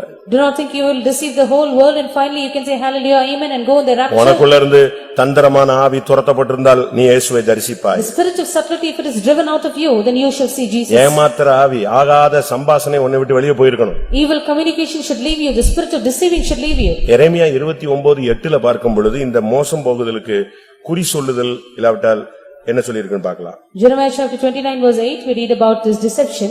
மேலும் உங்கள் நடுவில் இருக்கிற உங்கள் தீர்க்கதரிசிகளும் உங்கள் குறிகாரரும் உங்களை மோசம் போக்க ஒட்டாதிருங்கள். சொப்பனம் காண பண்ணுகிற உங்கள் சொப்பனக்காரருக்கு செவி கொடாமலும் இருங்கள் என்று. சொப்பனம் பார்த்தே பாதி பேர் கட்டுவிட்டான். People who dream are being corrupt. Half of them are being எல்லா spoiled. சொப்பனங்களும் பரலோகத்துல இருந்து வருது நம்ம நினைச்சிட கூடாது. Do not think all dreams come from heaven. அப்படிதானே? தொல்லையின் திரட்சியினால் என்ன செய்யும்? சொப்பனம் பிறக்கும்னு சொல்லி. There is dreams also come because of multitude of business. எதையாவது ஒன்னு நினைச்சிட்டே இருந்தா அது என்ன செய்யும்? வந்துரும். If you keep on pondering over something you will have a dream. தெய்வீக அது ஒரு சப்ஜெக்ட். நான் அது ஒரு நாள் பேசுறேன். சொப்பனம் அப்படிங்கறத பத்தி ஒரு தீசிஸ் மாதிரி நம்ம ஒரு நாள் பார்க்கலாம். We shall see about this dream some other day. ஏன்னா சொப்பனத்துல நம்பி அநேகர் லைஃபே விட்டுட்டாங்க. Many have lost their life because they trusted in dreams. சொப்பனத்துல மனைவி சரியில்லைன்னு சொன்னவெல்லாம் இன்னைக்கு எத்தனை ஒரு குடும்பத்தை விட்டு உட்கார்ந்திருக்கான். Because of the dream which said the wife is not right has been separated in their families. தவறு. That is wrong. சொப்பனக்காரராகி அவர்கள் தங்களை அசுசிப்படுத்திக் கொண்டார்கள் என்று யூதால சொல்லப்பட்டிருக்கிறது. Those who are the dreamers they have spoiled themselves, made themselves filthy. சில நேரங்கள்ல கர்த்தர் தெளிவான சொப்பனங்கள்ல நம்மோடு இடைபடுவார். Sometime with a clear dream the Lord will deal with us. யோசேப்புக்கு கிடைச்ச சொப்பனங்கள் உண்மையானவைகள். The dreams which Joseph had were true. அப்படிதானே? Isn't that true? அதுபோல நமக்கு பைபிள்ல பல சொப்பனங்களை பற்றி விளக்கமான தெளிவான அறிவுகள் இருக்கிறது. Even so we have a clear understanding about certain dreams that are mentioned in the Bible. ஆனா இங்கே சொல்லி இருக்கு சொப்பனம் உங்களை மோசம் போக்கி விடுகிறது. But here we read that the dreams don't deceive you. சொப்பனத்தை பார்த்து அநேகர் வாழ்க்கையை இழந்து போனவங்க எல்லாம் இருக்கிறாங்க. Many are there who have lost their life because of their dreams they had. சொப்பனங்கள் என்பது தெய்வன் நமக்கு வெளிப்படுத்துகிற ஒரு ரகசியமாக இருக்க வேண்டும். Dream should be something, a mystery or a secret which God reveals to us. அது எங்கிருந்து வருதுங்கறத நம்ம சிந்திக்கணும். We have to understand from where it proceeds. விசுவாசத்துக்கு மாறாக வந்துச்சுன்னா அது வேற ஒரு ஆள்கிட்ட இருந்து வந்தது. If it is against your faith, it is proceeding from someone else. ஒன்று நீங்கள் தந்திரத்தை ஜெயிக்க வேண்டும். One, you should overcome subtlety. இரண்டாவது நீங்கள் ஏமாத்துகிற மோசம் போக்குகிற ஆவியை நீங்கள் ஜெயிக்க வேண்டும். Secondly, you should overcome the spirit which deceives. மூன்றாவதாக Thirdly, அவனுடைய முக்கியமான தன்மை வெளிப்படுத்தல் 12ஆம் அதிகாரம் 10ஆம் வசனம். Revelation chapter 12 verse 10, his important attribute is mentioned. அப்பொழுது வானத்திலே ஒரு பெரிய சத்தம் உண்டாகி, இப்பொழுது ரட்சிப்பும் வல்லமையும் நமது தேவனுடைய ராஜ்யமும் அவருடைய கிறிஸ்துவின் அதிகாரம் உண்டாயிருக்கிறது. இரவும் பகலும் நம்முடைய தேவனுக்கு முன்பாக நம்முடைய சகோதரர் மேல் குற்றம் சுமத்தும் பொருட்டு அவர்கள் மேல் குற்றம் சாட்டுகிறவன் தாழ தள்ளப்பட்டு போனான். இங்க பிசாசனுடைய மெயின் கேரக்டர் குற்றம் சாட்டுதல். A main character of the devil here is to accuse. அது ஒரு பொல்லாத ஆவி. It is an evil spirit. அது என்னைக்கு ஒரு குடும்பத்துக்குள்ள வந்துருச்சோ அதோட அந்த குடும்பம் விளங்காது. The moment it enters into a family, after which the family will never prosper. ஒரு ஊழியக்காரனுக்குள்ள குற்றம் சாட்டுகிற ஆவி வந்துச்சுன்னா அதோட அவன் ஊழியம் வைண்ட் அப் தான். The spirit of accusing has entered into a servant of God, with that his ministry is wind up. அதுக்கு பிறகு அவன் அதை தான் பிராக்டிஸ் பண்ணிக்கிட்டே இருப்பான். He will keep practicing on that same என்ன செஞ்சாலும் குற்றமா. whatever he does will be a fault. முன்னுக்கு போனா கடிக்கிறது, பின்னுக்கு போனா உதைக்கிறது. இப்படி இருந்தா எப்படி இருக்கும்? You go forward, you are bitten, you go back, you are being whipped, then what is the use? கொஞ்சம் நல்ல Dress பண்ணிட்டா என்னாச்சு இன்னைக்கு என்ன நடந்துச்சு தெரியல, ஏதோ நல்ல Dress பண்ணிட்டானே அப்படிங்கிறது. கொஞ்சம் பைத்தியக்கார மாதிரி இருந்தா என்னாச்சு இப்படி போனா அப்படிமா அப்படி போனா. தயவு செய்து குற்றம் சாட்டுகிறது பிசாசினுடைய ஊழியம். A person who is neatly dressed, they will speak the other way. If a person is shabbily dressed, they will speak the other way. Accusing is the ministry of the devil. அன்பு திரளான பாவங்களை மூடும். Perfect love will cover up all sins. அன்பு குறையும் பொழுது குற்றம் நாமே சாட்ட ஆரம்பிச்சிடும். When charity decreases, that is when we will start to accuse. பிசாசினுடைய ஊழியத்தை நாம எடுக்க கூடாது. Let us not take the ministry of the devil. ரோமர் 2ஆம் அதிகாரம் 1ஆம் வசனத்துல பார்க்கும் பொழுது Romans chapter 2 verse 1. அங்கே வேதம் என்ன சொல்லுகிறது? What does the Bible say there? ஆகையால் மற்றவர்களை குற்றவாளியாக தீர்க்கிறவனே, நீ யாரானாலும் சரி, போக்கு சொல்ல உனக்கு இடமில்லை. நீ குற்றமாக தீர்க்கிறவைகள் எவைகளோ அவைகளை நீயே செய்கிறபடியால் நீ மற்றவர்களை குறித்து சொல்லுகிற தீர்ப்பினாலே உன்னை தானே குற்றவாளியாக தீர்க்கிறாய். குற்றஞ்சாட்டுகிற வேலையை நிப்பாட்டிருங்க. Stop the work of accusing. நாம இந்த பழக்கத்தை நம்ம எடுத்துக்கிட்டா பிசாசு ரொம்ப சந்தோஷப்படுவான். Once we have this practice, the devil is joyful. மத்தேயு 7ஆம் அதிகாரம் முதல் 5 வசனங்கள் இந்த குற்றஞ்சாட்டுதலை குறித்து இயேசு தெளிவாக பேசுகிறார். Matthew chapter 7, the first 5 verses, Jesus gives a clear explanation about his accusing. குற்றஞ்சாட்ட ஆரம்பிச்சிட்டீங்கன்னா எல்லாமே குற்றமாயிடும். You start to accuse, everything is a fault. இயேசுவிடத்துல சொன்னாங்க, உங்க சீஷர்கள் கை கழுவாம சாப்பிடுறான், இதான் இப்ப பெரிய குற்றம். They came to Jesus and said, your disciples do not wash their hands before they eat. That is the greatest fault. அவன் குற்றஞ்சாட்டுறது என்னது? உங்க சீஷர்கள் என்ன செய்யல? கை கழுவாம சாப்பிட்டான். The accusation was, your disciples do not wash their hands before eating. எவ்வளவு பெரிய பயங்கரமான ஒரு குற்றச்சாட்டுன்னு தேடிட்டு வரான். What a terrible accusation it was. நமக்கு இந்த நாட்கள் இந்த ஆவியை நம்மளை விட்டு வெளியே போக. These days, this spirit should leave us. ஒரு டயத்துக்கு பிறகு நீ அதே குற்றத்தை செய்வாய். After a particular period of time, you will commit the same fault. உங்ககிட்ட ஒருத்தன் தூங்கிட்டே இருக்கான்னு வெச்சுக்கோங்களேன். Suppose a person very close to you is continually sleeping. நீங்க ரொம்ப வைராக்கியமா இருக்கீங்க. You are very zealous. என்ன தூங்குற அப்படினு தட்டி விடுறீங்க. You will tap them and say, why are you sleeping? 10 நிமிஷம் கழிச்சு அவன் முழிச்சு பயங்கரமா பைபிள் எழுதிட்டு இருப்பான், நீ நெஞ்சிட்டு இருப்ப, தூங்கிடுவ. ஏன்னா அந்த ஸ்பிரிட் அடுத்த செகண்ட் எங்க ஜம்ப் பண்ணும், உனக்குள்ள வந்துரும். After 10 minutes, the person will be zealously being filled in the spirit and you will be sleeping. The spirit is jumped into you. நியாயத்தை தேவனுடைய கையில ஒப்புக்கொடுங்க. Give the judgment into the hand of the Lord. சில இடத்துல நியாயம் தள்ளுண்டு போயிட்டு Bible சொல்லுகிறது. The Bible says judgment has been cast away. அவர் நியாயத்துக்கு ஜெயம் கொடுப்பார்னு Bible சொல்லுகிறது. The Bible says he will give victory unto that which is justice. அதனால குற்றஞ்சாட்டுகிறதை நீங்க நிப்பாட்டிட்டீங்கன்னா உங்க வாழ்க்கை சிறப்பாக அமையும். So if you will stop accusing the others, your life will be in the best manner. இன்னைக்கு குற்றஞ்சாட்டுகிற தன்மையில இருந்து நம்ம வெளியே வரணும். We have to come out of this attribute of accusing the others. ரோமர் 8ஆம் அதிகாரம் 33ஆம் வசனத்தை பார்க்கும் பொழுது Romans 8:33. தேவன் தெரிந்து கொண்டவன் மேல் குற்றம் சாட்டுகிறவன் யார்? Who shall lay any charge against the Lord's elect? இப்ப நான் ஒன்னு சொல்றேனே, I tell you நீங்க something. ஒரு ஆள் மேல குற்றம் சாட்டுறீங்க. Suppose you accuse a person. ஒருவேளை அந்த ஆள் செஞ்சது தப்பா இருக்கலாம். Perhaps that person is wrong. But அவன் ஆண்டவர்ட்ட மன்னிப்பு கேட்டான். But he has asked forgiveness from the Lord. என்ன பண்றது? What will he do? சொல்லுங்க. இப்ப யாக்கோபை பத்தி நீங்க பைபிள்ல படிச்சு பாத்தீங்கன்னா அவன் எத்தனை இல்ல பெரிய ஜித்தன் அவன். You read about Jacob in the Bible. He is not only a Bible supplanter. அவனை எத்தன்னு சொல்லுகிறது, அவன் பயங்கரமான ஆள் அவன். The Bible calls him a supplanter, but he is a terrible person than that. பாஸ்டர்ட்ட எப்படி பேசணும்னு அவனுக்கு தெரியும். He knows how to speak to the pastor. காட்ட்ட எப்படி பேசணும்னு தெரியும். He knows how to speak to God. மாமனார்ட்ட எப்படி பேசணும்னு தெரியும். How to speak to his uncle. மனைவிட்ட எப்படி பேசணும்னு To தெரியும். his wife. மேய்ப்பர்கள்ட்ட எப்படி பேசணும்னு To the தெரியும். shepherds. அப்படிதானே? அண்ணன்ட்ட எப்படி பேசணும்னு தெரியும், how to speak to his brother, தேவ தூதன்ட்ட எப்படி பேசணும்னு how தெரியும். to speak to the angel of God. அவன் வந்து சகலகலா வல்லவன். He is well versed in all யார்கிட்ட arts. விட்டாலும் அதுக்கு ஏத்த மாதிரி டாக்லா பேசுவான். He knows to speak in a very tackling manner. அவ்வளவு பெரிய வல்லமையான ஒரு ஆள். He is a very powerful person. அப்ப நமக்கு நானே எத்தனை இடத்துல அவனை பிரசங்கம் பண்ணிருக்கான், அவன் பயங்கரமான ஆளு, இன்னென்ன தப்புலாம் செஞ்சான். In many times, you and I have preached saying he is a terrible person, these are what he is done. இவ்வளவு குற்றச்சாட்டு FIR போட்டு அவனை கொண்டு போய் கர்த்தர் முன்னால விட்டா, அவர் சொல்றாரு நான் யாக்கோபில அக்கிரமத்தை காண்றதில்ல. ஒரே டைப்ல ஃபைல க்ளோஸ் பண்ணி கேஸையே முடிச்சு வச்சு வெளியே அனுப்பிடுறாரு. You list down all the mistakes he has committed and you go to the Lord and show him, he closes the file saying, I have seen no அப்படின்னா iniquity. என்ன அர்த்தம்? அவன் எங்கேயோ அழுது மன்னிப்பு கேட்டு செட்டரைட் பண்ணிட்டு போயிட்டான்னு அர்த்தம். It means somewhere he has wept and he has asked pardon from the Lord, he set right his life. 7 மணி நேரம் அழுதான். 7 years he wept, 7 days, 7 hours.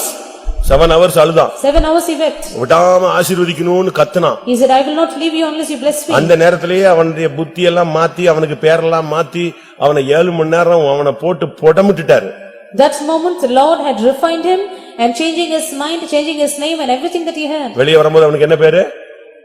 இனி யாக்கோபு என்று நீ அழைக்கப்பட மாட்டாய், நீ யாரை அழைக்கப்படுவாய்?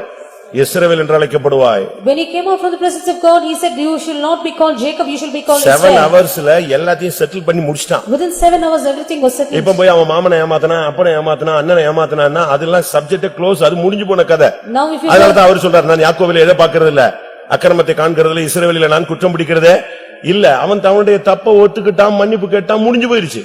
Now when it is said that he has received his father, his uncle, that is not accounted at all because he has asked pardon, he has also asked forgiveness and everything is தேவன் மன்னிச்சதை நீ என்ன பேசுறது? When God is forgiven, why should you speak?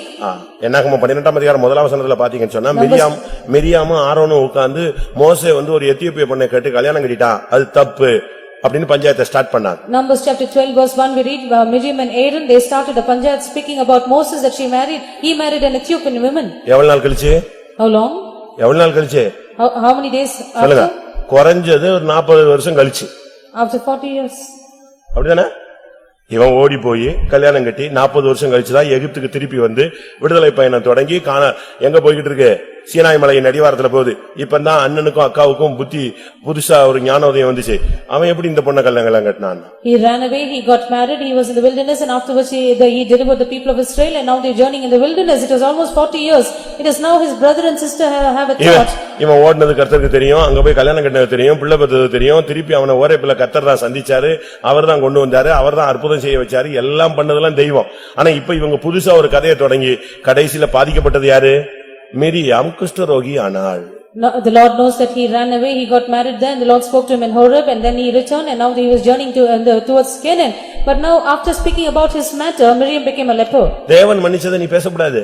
When God is forgiven, you should not speak. இப்ப என் மேல ஒரு தப்பு இருக்குன்னு வச்சுக்கோங்களேன். Suppose I have a fault on me. அது ஒரிஜினல் உண்மையான தப்பு தான். It might be true. அது வந்து எல்லாருக்கும் தெரியும். Everybody might be aware of it. நானும் தேவனும் அழுது ஆண்டவருடைய பாதத்துல விழுந்து போய் என்னத்தையோ புரண்டு அவர்ட்ட மன்னிப்பு வாங்கிட்டேன்னு வச்சுக்கோங்க. Suppose I fell at the feet of the Lord Jesus, I asked pardon, received his forgiveness. அப்ப எனக்கு தேவனுக்குள்ள இது அந்த பிரச்சனை நெஞ்சிருச்சு, முடிஞ்சு போயிடுச்சு. The problem between me and God is solved. எப்ராயிமே நான் உன்னை எப்படி கைவிடுவேன்ட்டாரு, க்ளோஸ் பண்ணிட்டாரு அவரு. He said, Ephraim, how will I forsake you? And he closed the matter. இவர் ஒரு வருஷம் கழிச்சு துரப்பாஸ் அப்படி பண்ணாரு அப்படின்னு ஸ்டார்ட் பண்ணினா குஷ்டரோகம் தான் வரும். After 1 year, if you start the matter again saying he did like this, then you will have a leprosy. அவனுக்கும் அவருக்கும் உள்ளது முடிஞ்சு போன case. That is a matter which is closed between him and நீங்க பாருங்க தானியேலுடைய விஷயத்துல the matter is concerning Daniel. அவனை குற்றம் சாட்டுறாங்க.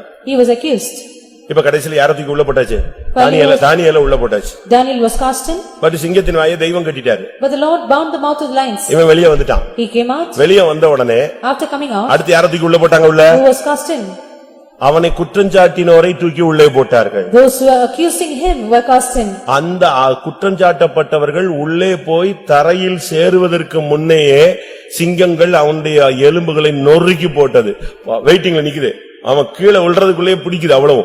When they were the accusers were cast in, the lions had a mastery upon them before they reached the ground.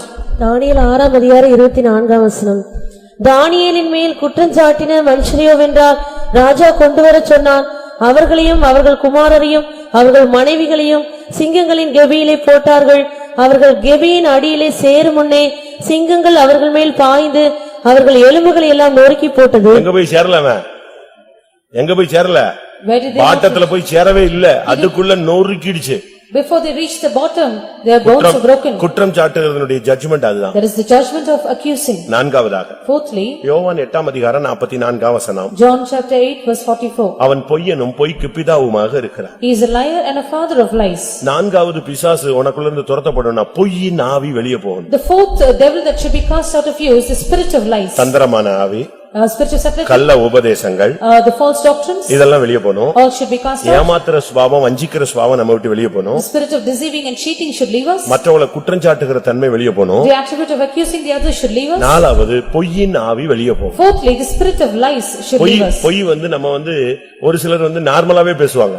People will very normally speak lies. சும்மா பேசும்போதே அது பாட்டுக்கு ஒன்னு ரெண்டு missing அப்படி கூடி குறைச்சு பேசிக்கிட்டே இருப்பாங்க. As they speak, they will add or they will even subtract and speak about the matter. அவனுக்கு பேரு பொய்க்கு யாரு? பிதா. He is called the father of lies. ஒரு சிலர் எல்லாம் பொய் சொன்னாங்கன்னா அழுதுட்டே பொய் சொல்லுவான். Some will tell, weep as they lie. அப்ப என்ன ஆயிடும்? ஒரே பொய்யை 10 ட்ரிப் சொல்லும்போது என்ன ஆயிடுது? உண்மையாயிடுது அது.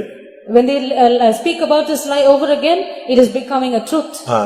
உங்களுக்குள்ள இந்த பொய்யின் ஆவி இருக்கா? Do you have the spirit of lies in you? நான் ஒரு விசுவாசி கடைக்கு போயிருந்தேன். I went to a believer's shop. நான் உள்ள உட்கார்ந்திருந்தேன். I was seated inside. அவர் வெளியே இருந்தாரு. He was out. அப்போ ஒரு ஆள் ஏதோ ஒன்னு பேசுறான். There was one person who spoke to him. அப்ப இவர் சொல்றாரு, He said, அதெல்லாம் சூழ்நிலைக்கு பொய் சொல்றது ஒண்ணும் பாவம் கிடையாது. it is not a sin to lie for circumstances. அவன் போயிட்டான், இவர் உள்ள வந்தாரு. After he left, he came. நான் சொன்னேன், ஏய் நீ என் பிரசங்கம் இப்படித்தான் இருக்கா? அவனுக்கு சூழ்நிலையில பொய் சொல்றான்னு ஏன் முன்ன நான் உள்ள உட்கார்ந்திருக்கேன், நீ வெளியே சொல்லிட்டு இருக்க.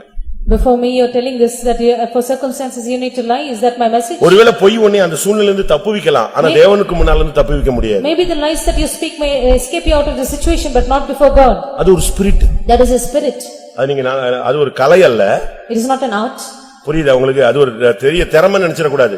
அது ஒரு evil spirit. Do not think it is a ability or capability, it is a spirit. 2 நாளாகமம் 18:21ல பாக்கும்போது 2 Chronicles chapter 18 verse 1. அந்த ஆவிட்ட பேசுறாரு கர்த்தர், நீ யாருன்னு. அதுதான் பொய்யின் ஆவின்னு சொல்லு. Lord speaks to the spirit and he asks, who are you? It is the spirit of lies.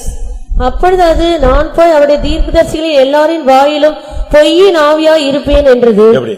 பொய்யின் ஆவி, Spirit of lies. அது ஒரு ஈவில் ஸ்பிரிட்ங்கறத நீங்க புரிஞ்சுக்கணும். You need to understand it is an evil spirit. ஒரு சிலர் எப்படின்னா For some, பேசுறதெல்லாம் பொய் பேசுவான். all that they speak will be lies. எப்படி இருக்கும்? அப்படி யாராவது இருக்கீங்களா? Is there anyone like that? சொல்றதெல்லாம் பொய் தான். Everything that they say is a சட்ட lie. சட்ட சட்ட சட்டன்னு சொல்லிக்கிட்டே இருப்பான். Continually they will speak lies. எனக்கு கல்யாணம் ஆகலம்மா, அவனுக்கு இது 3வது கல்யாணமா இருக்கும். Some will say they are not married, but that will be the 3rd marriage they are into. எப்படி இருக்கும்? கல்யாணமே ஆகலம்மா, They are not yet married, they say. அப்படிதான் இன்னைக்கு அநேகர் ஏமாத்துறான். That is how many people deceive today. விசாரிச்சு பார்த்தா அது அவனுக்கு ஏற்கனவே 2 முடிஞ்சிருக்கு. If you inquire, they are already twice married. கொனவட்டத்துல இருக்கான். Is at Konavatam. கொனவட்டத்துல இருக்கான் அப்படி ஆளு. Such a person is found at Konavatam. இவங்க எல்லாம் சபையை ஏமாத்திக்கிட்டு பரலோகம் போயிடலான்ட்டு அப்படியே வெயிட் அண்ட் வெயிட் போட்டு ஏமாத்துறான். Such people deceive the church and try to get to heaven. கேட்ட உடனே அதோட ஓடினான். ஆளே கால், நான் இன்னும் காணல, அவனை தேடினேன், தென்படவில்லை. The moment he was inquired, he ran away. I sought for him, he was not found. ஏமா பொய் ஒரு பொல்லாத ஸ்பிரிட் அது. Lies is an evil spirit. அது உள்ள வந்துருச்சுன்னா அப்படியே ஹார்ட் அப்படியே ஃபுல் பண்ணிடும். It will fill up your heart once it enters into you. அது பிறகு நீ பேசுறதெல்லாம் பொய் தான் சொல்லுவ. After which whatever you speak is lie. எல்லாம் பொய்யா தான் இருக்கும். Everything will be lies. ஒரு சிலர் எல்லாம் சாட்சி சொல்லி டேப் எல்லாம் பிடிச்சு வச்சிருக்காங்க, பக்கா பொய். Some will testify, they will also record their testimony, but it's completely a lie. இந்த தொட்டானெல்லாம் சொல்றானே, தொட்டனா ஒய்ஃப்ட்ட பேசுன, நீ என்னைக்காவது அவங்க ஊருக்கு போனியான்னு. தொட்டனா ஒய்ஃபை இப்ப கூட கன்வென்ஷன்ல நான் பார்த்தேன். ஏமா நீங்க அவர் ஊருக்கு போயிருக்கீங்களா? அவர் ஒரு நாள் என்னைய கூட்டு போல. ஏன் கூட்டு போக வேண்டிய சொந்த மனைவிய? தஞ்சாவூர்ல தான் இருக்கா. Dorana's wife is at Tanjavur. She is not at all taken to his own village because it's not his own wife. ஒரு நாளும் கொண்டு போனதே கிடையாது. Not one day he is taken her there. ஆனா சொல்றதெல்லாம் பயங்கரமா சாட்சி அப்படியே அடிச்சு பேசுவாங்க. He will speak terrible testimonies here and there. இன்னொரு ஒரு பிராமின் ஒருத்தர் சாட்சி சொல்லிட்டு இருந்தான். Another Brahmin who is also testifying. அவன் பேர் எனக்கு டக்குன்னு ஞாபகம் வரல. ஏதோ ஒரு பரமனா ஏதோ ஒரு ஆச்சாரியன்னு சொல்றான். அவனுக்கு கேசட் எல்லாம் நான் வாங்கி வித்துக்கிட்டு இருந்தேன். I was trying to Bhattacharya அவனேதான். அவனை பிடிச்சு நான் கன்வென்ஷன்ல தொலைச்சு விடுவேன்னு சொல்லிட்டான். I got hold of him in the convention. I said this is அப்படியே இங்கிலீஷ்ல சரளமா பேசுவான், அப்படி பேசுவான், இப்படி பேசுவான். கடைசில பார்த்தா அவன் சீடி எல்லாம் நான் வாங்கி வந்தவன் போனவனுக்கு எல்லாம் கொடுத்து பாடுறா எப்படி ஆண்டவர் சந்திச்சார். கடைசில பார்த்தா இவன் தாம்பரம் பேத்த வாசல்ல தண்ணி அடிச்சு நிக்கிறான். I tried to sell his CDs of testimony to many people. Finally I found him drunk at Tambaram. எப்படி இருக்கும்? How is that? எனக்கு அவனை பார்த்த உடனே கன்வென்ஷன்ல நான் தான் செக்யூரிட்டி. அவனை திடீர்னு பாத்துட்டேன் ரோட்ல. இங்க வா கன்வென்ஷன்ல கிரவுண்டுக்குள்ள ஏதாவது பண்ணிட்ட எலும்பு இருக்காதுன்னு சொன்னேன். என்னை எப்படி இப்படி கேவலப்படுத்திட்டீங்கன்னா ஓடிட்டே இரு, போய்கிட்டே இரு. கன்வென்ஷன் கொஞ்ச நேரத்துல பார்த்தா நம்ம ஆளுங்க எல்லாம் திடுதிட்டுன்னு கிளம்புறான், கார் எடுக்கிறான். என்னன்னு பார்த்தா தாம்பரம் போய் வாசல்ல தண்ணி அடிச்சு நிக்கிறான். All of a sudden I found இவெல்லாம் எல்லாம் ஏமாற்று பேர் வழிகள். these people are பொய் deceiving. சாட்சியே பொய் சாட்சி. Testimony. இயேசு என்ன சந்திச்சாருன்னு சொல்லி. Jesus visited me.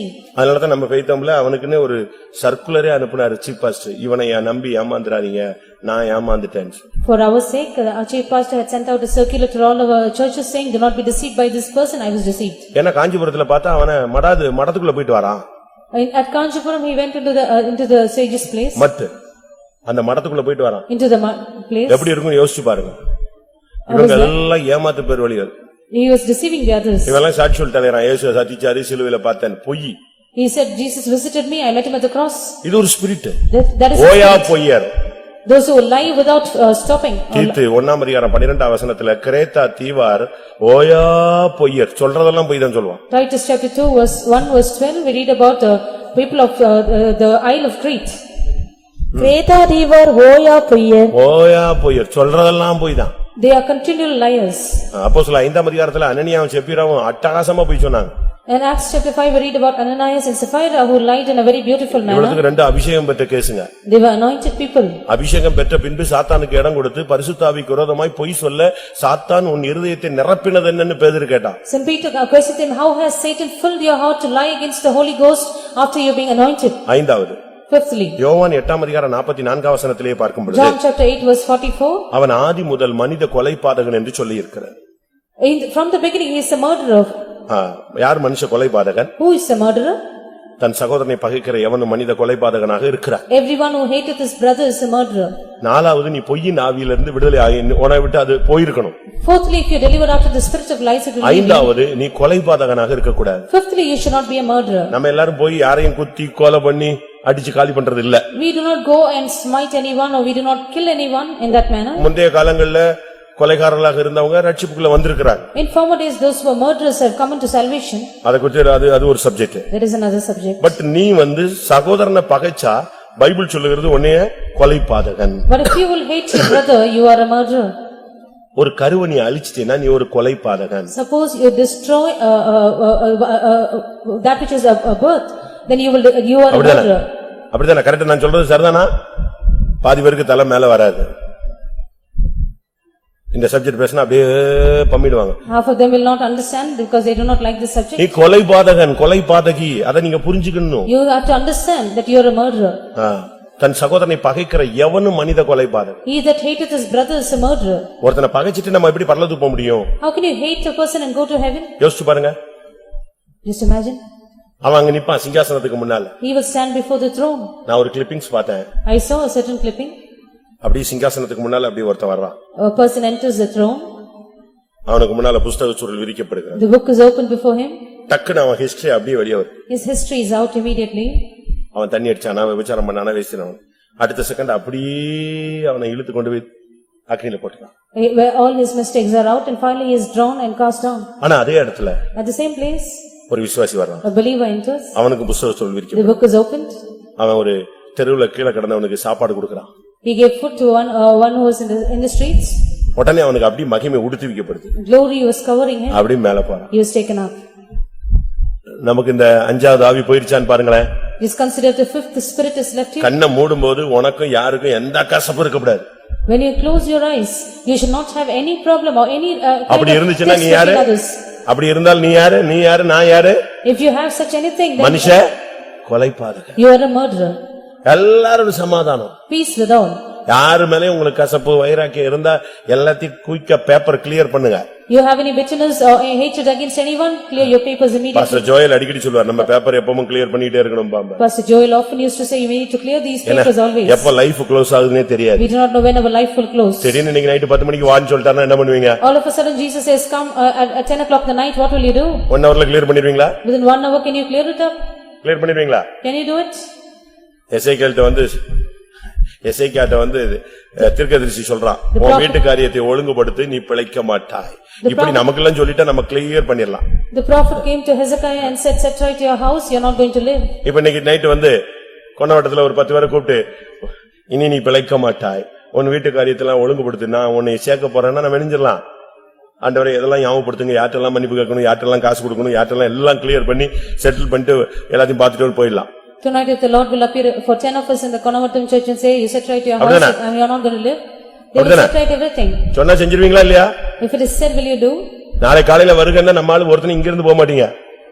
If the coming of the Lord is சோத்ரம் இங்கேயே உட்கார்ந்து ரெடி ஆகுறீங்க. all our people will be here seated. ஆனா எசேக்கியாட்ட சொன்னா அவனுக்கு ரெடி பண்றதுக்கு மைண்டே வரல. செத்துடுவானா அப்படி இப்படி படுத்திருந்தவன் இப்படி திருப்பி படுத்துட்டு ஓன்னு அழுதுட்டான். Did not have the mind even to make. எனக்கெல்லாம் சொல்லி இருந்தாருன்னா ரைட் ஓகே சுவாமி தப்பிட்டோம் போல் இருக்கு, நமக்கு நேரடியா வந்து இவ்வளவு ஒரு வாய்ப்பை கொடுத்துட்டாருன்னு போயிடலாம். Suppose I was in the place. அப்படிதானே? நீங்களா ரெடியா? Are you all ready? வீட்டு காரியத்தை ஒழுங்குபடுத்து. Set right your house. மே 1ஆம் தேதி போய் விடுவாய் அப்படின்னா எப்படி இருப்பீங்க? May 1st you will die. என்ன எப்படி இருக்கும்? எல்லாம் ரெடி பண்ணிரலாம். You can set it right. ஆனா எசேக்கியாட்ட சொன்னா அவன் சரி 15 வருஷம் கழிச்சு கூட அவனால ரெடி பண்ண முடியல. அவன் லைஃபை செட்டரேட் பண்ணதுக்கு அவனுக்கு 15 இயர்ஸ் தேவைப்பட்டுச்சு. He needed 15 years more to set right his life. நம்ம எப்படி இருக்கோம்? What is our state? இன்னைக்கு கண்ண மூடுனா யார்ட்டையும் உனக்கு பிரச்சனை இருக்க கூடாது. If you close your eyes today, you should not have any problem with anyone. அதே சமாதானமா போயிடு. Go at peace. அதுதான் நம்முடைய ஜீவியத்தில உள்ள முக்கியமான தன்மை. There is a very important thing in our life. 1 யோவான் 3ஆம் அதிகாரம் 12ஆம் வசனம் 15ஆம் வசனத்தை சொல்லி இருக்கிறது, தன் சகோதரனை பகைக்கிறவனிடத்தில் நித்திய ஜீவன் இல்லை. 1 John chapter 3 verse 12 and 15 says, he that hateth his brother hath not eternal life in him. எப்படி இருக்கும் வாசிங்க? 1 யோவான் 3ஆம் அதிகாரம் 12ஆம் வசனம் இல்லனா 15ஆம் வசனம். இல்லவே இல்லையா உங்க பைபிள்ல? நான் தான் தப்பா சொல்லிட்டேனா?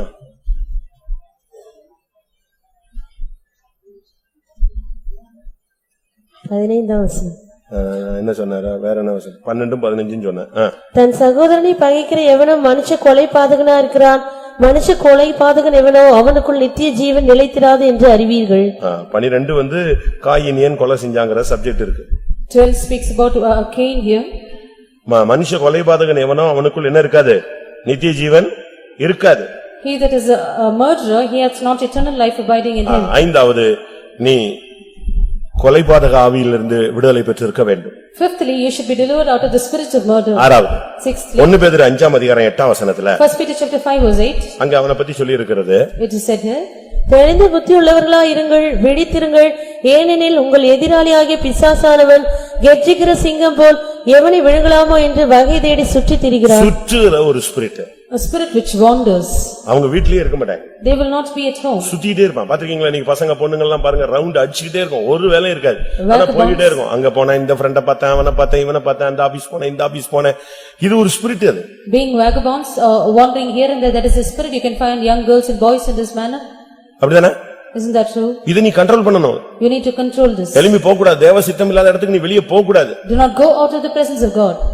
யோபு 1:7ல பார்க்கும் பொழுது சாத்தான்ட்ட கேக்குறார், நீ எங்கே இருந்து வருகிறாய்? அவன் உடனே சொன்னான், நான் பூமியின் எல்லை எங்கும் சுற்றி எல்லா தெருவா சுத்திட்டு வரானா. Job 1:7, the Lord asked Satan, where does thou come from? He said, I went from throughout the whole earth and I've gone through the streets of the earth and I've come. அது ஒரு spirit. அது that is a spirit. உன்னை சுத்த வைக்கும். It will make you wander. நம்ம அழகா makeup பண்ணிட்டோம், அது வாட்டுக்கு போவான். They will pack up and go. சம்பந்தம் இல்லாம சித்தி வீட்டுக்கு போறது, சம்பந்தம் இல்லாம அண்ணன் வீட்டுக்கு போறது, சம்பந்தம் இல்லாத ஃப்ரெண்ட் வீட்டுக்கு போறது, இப்படி அங்க வந்தேன், உங்களை பார்க்க வந்தேன், இங்க வந்தேன், உன்னைய பார்க்க வந்தேன். எவளையும் நீ பார்க்க வேண்டாம். பேசாம தேவசமூகத்துல இருந்து தேவனை பார்த்துட்டு இருந்தா போதுமானது. Without any reason, without any need, they would go to places which they are not needed for. You need not go and visit anyone. You can be in the presence of God. இந்த spirit வந்து சுத்த வைக்கிற spirit. This spirit is that which makes you wander. அது ஒரு இச்சை அடக்கம் இல்லாத ஒரு ஆவி. It is a spirit without temperance. இந்த ஆவி வந்த பிறகு உன்னால வீட்ல உட்கார முடியாது. Once you have the spirit, you cannot remain at your house. Round அடிச்சிட்டே தான் இருப்ப. You keep rounding here and there. ஒரு நாள் இந்த ஆவி தாவீதுக்குள்ள வந்துச்சு. உப்பரிகை மேல வாக்கிங் போயிட்டே இருந்தான். கடைசில அவனுடைய வாழ்க்கை எப்படி நாசமா போச்சுன்னு உங்களுக்கு தெரியும். Once the spirit entered into David and he was walking in the pinnacle of his house, when he found that his life was in vain after that. இந்த ஸ்பிரிட் உள்ள வரும்போது நீ பாட்டு சுத்த ஆரம்பிச்சிடுவே, எங்கயாவது போய் கண்ணில விழுந்து நாசமா போய்டுவே. When the spirit enters into you, you will start to wander here and there. Finally you will fall into a snare and be destroyed. ஏழாவது தன்மை, seventh aspect, திருடன். a thief. அவனுடைய ஆவி வந்து திருடன். The spirit is to be a thief. யோவான் 10:10ல பார்க்கும் பொழுது John 10 and verse 10, அவன் திருடவும் வாசம். திருடன் திருடவும் கொல்லவும் அழிக்கவும் வருகிறானே அன்றி வேறொன்றுக்கும் வரான். வேற ஒண்ணுக்கு வரான். இவனுக்கு பேர் வந்து திருடன். His name is a thief. பயங்கரமா அவன் வந்து அந்த ஆவி அந்த ஸ்பிரிட் அதுக்குள்ள இருந்தா அவன் திருடுற வேலையை தான் செஞ்சுக்கிட்டே இருப்பான். When the spirit is in them, they will start stealing. உன்னுடைய கிருபையை திருடிடுவான். He will steal your உன்னுடைய grace. அபிஷேகத்தை திருடிடுவான். Your anointing will be stolen. உன்னுடைய தெய்வீகத்தை திருடிடுவான். Divinity from you will be stolen. உன்னுடைய ஜெப நேரத்தை திருடிடுவான். Your time of prayer will be stolen. பணத்தை திருட வைப்பான். He will make you steal money. பொருள் திருட வைப்பான். He will make you steal things and materials. ஃபெய்த்ம்ல திருடுறவங்க எல்லாம் நான் பாத்துர்க்கேன். I found people also in the stealing the faith home. ஃபெய்த்ம்ல ஆவியில் நிரம்பும்போது திருடிட்டு போறவங்க எல்லாம் பாத்துர்க்கேன். While we are getting filled with the spirit, people will steal the faith home. ஃபெய்த்ம்ல இருக்கிற காணிக்கை பொருளை திருடிட்டு போறவங்க எல்லாம் இருக்கா. Those who stolen from the offering in the faith home. அதெல்லாம் ஒரு ஸ்பிரிட் தான். That is a spirit. இந்த ஸ்பிரிட் வரும்போது நல்லவன் கூட திருடனா மாறிடுவான். When the spirit enters into a man, even a one who is good person will become a thief. ஒரு காலேஜுக்கால ஃபெய்த்ம்ல கன்வென்ஷன்ல திருடிட்டான்னு பிடிச்சிட்டாங்க.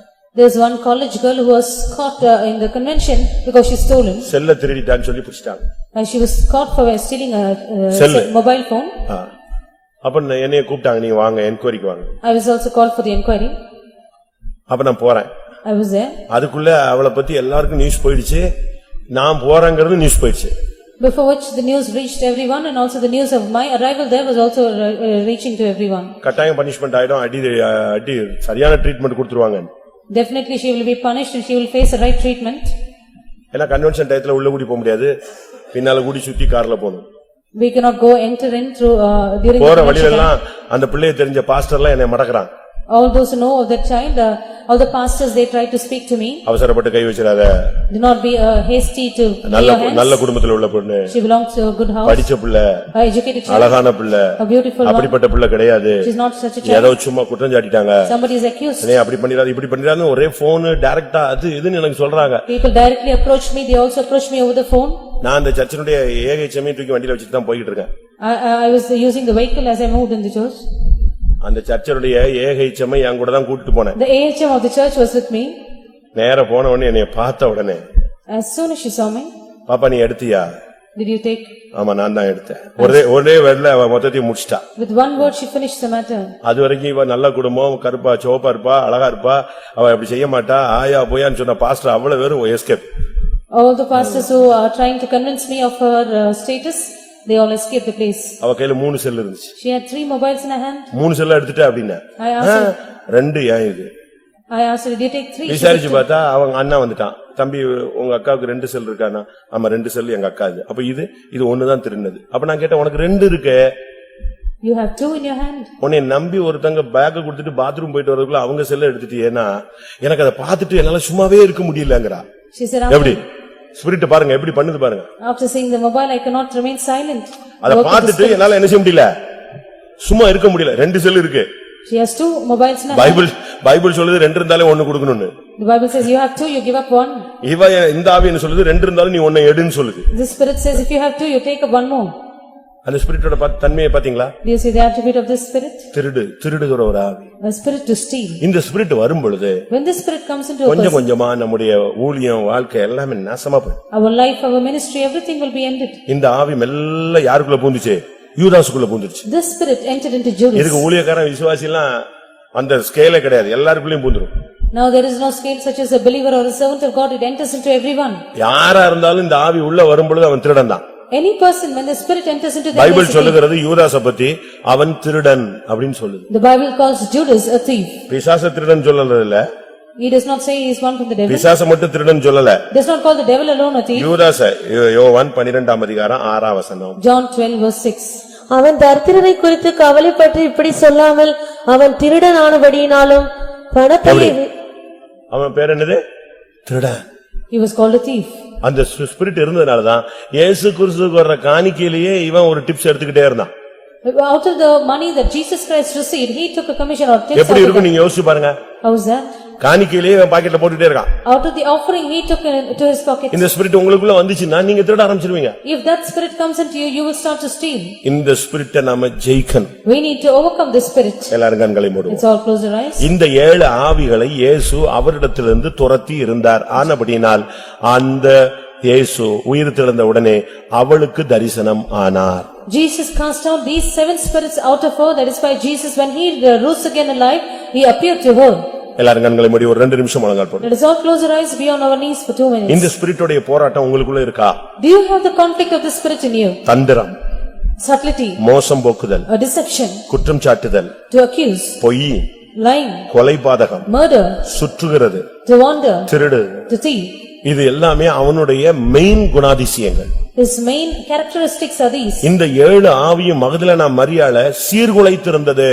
This seven spirits had made Mary Magdalene without any perfection in her. அந்த வாழ்க்கையே ஒண்ணுமில்லாம போயிருச்சு. Her life was become as naught. But இயேசு என்ன பண்ணினார்? What did Jesus do? அந்த ஆவியை துரத்தினார். Jesus drove out the spirits. அந்த ஆவி துரத்தப்பட்டதனால Once the spirit was அவள் driven out, இயேசுவை பின்பற்றினாள். she followed Jesus. சிலுவை வரைக்கும் போனாள். She went up to the cross. உயிர்த்தெழுந்த இயேசுவை தரிசித்தாள். She saw the resurrected Jesus. இன்றைக்கு உங்களுக்குள்ளும் எனக்குள்ளும் நமக்குள்ளும் சபைக்குள்ளும் இருக்கிற இந்த 7 ஆவிகள் துரத்தப்பட்டால் நாம் மகிமையிலே இயேசுவை தரிசிப்போம். If these seven spirits which are in you, in me, in the church are driven out, we should also behold Jesus. அதுவரை நாம் இயேசுவை பின்பற்ற முடியும். Until then we can follow Jesus. எத்தனை பேருக்கு இந்த ஆவிகளுடைய தாக்குதல் உள்ளுக்குள்ள மறைமுகமாகவோ கொஞ்சமாகவோ அதிகமாகவோ போராட்டம் இருப்பதை நீங்கள் ஆவியிலே உணர்கிறீர்கள்? How many of you realize in your spirit, partly or fully or completely, the conflict of these spirits were secretly hidden in you? வெட்கப்படாம கை வைத்துங்க பார்க்கலாம். Without feeling ashamed, raise your இந்த hands. ஸ்பிரிட்டுடைய தாக்குதல் ஏதோ ஒரு விதத்துல எங்கேயோ மறைமுகமாக வெளியரங்கமாக சில இடங்களில ரகசியமாக எனக்குள்ள இருக்கு. The affection, being affected by these spirits, somewhere secretly within me or partly is found in me. ஆண்டவர் எனக்கு அதிலிருந்து இருந்து விடுதலையாக்க வேண்டும். The Lord should deliver me out of all these. இந்த 7 ஆவிகள் அவளை விட்டு துரத்தி இருந்தார். These seven spirits were driven out of her. அதுக்கு பிறகு அந்த ஆவி உள்ள வர முடியல. After which the spirits could not enter her. காரணம் என்ன? What is the reason? அவள் இயேசுவை உண்மையாய் பின்பற்ற ஆரம்பித்தாள். She truly started to follow Jesus. இப்பொழுது இயேசு உயிரோடு எழும்புகிறார். Now Jesus is risen alive. இவளுக்கு தான் முதல் தரிசனம். He appeared to her the first time. இன்றைக்கு இந்த கூட்டத்தில் இந்த 7 ஆவியும் கர்த்தர் துரத்த போகிறார். The Lord is going to drive out these seven spirits in this meeting. யாருக்குள்ள இந்த போராட்டம் இருந்தாலும் நசரேயனாகிய இயேசுவின் நாமத்தில் இந்த ஆவிகள் நீங்கும்படியாய் கட்டளையிடுகிறேன். In whomsoever there is such a struggle in the name of the Lord Jesus of Nazareth, I cast out these devils. இயேசு இரண்டாம் விசை வரப்போகிறார். The Lord Jesus is going to appear the second time. நான் அவரை தரிசிப்பேன். I will behold him. அந்நிய கண்கள் அல்ல. Not strange eyes. என் மீட்பர் உயிரோடு இருக்கிறார். My Redeemer liveth. நான் அவரை காண்பேன். I will see him. என் சொந்த கண்களால் அவரை தரிசிப்பேன். With my own eyes I shall behold him.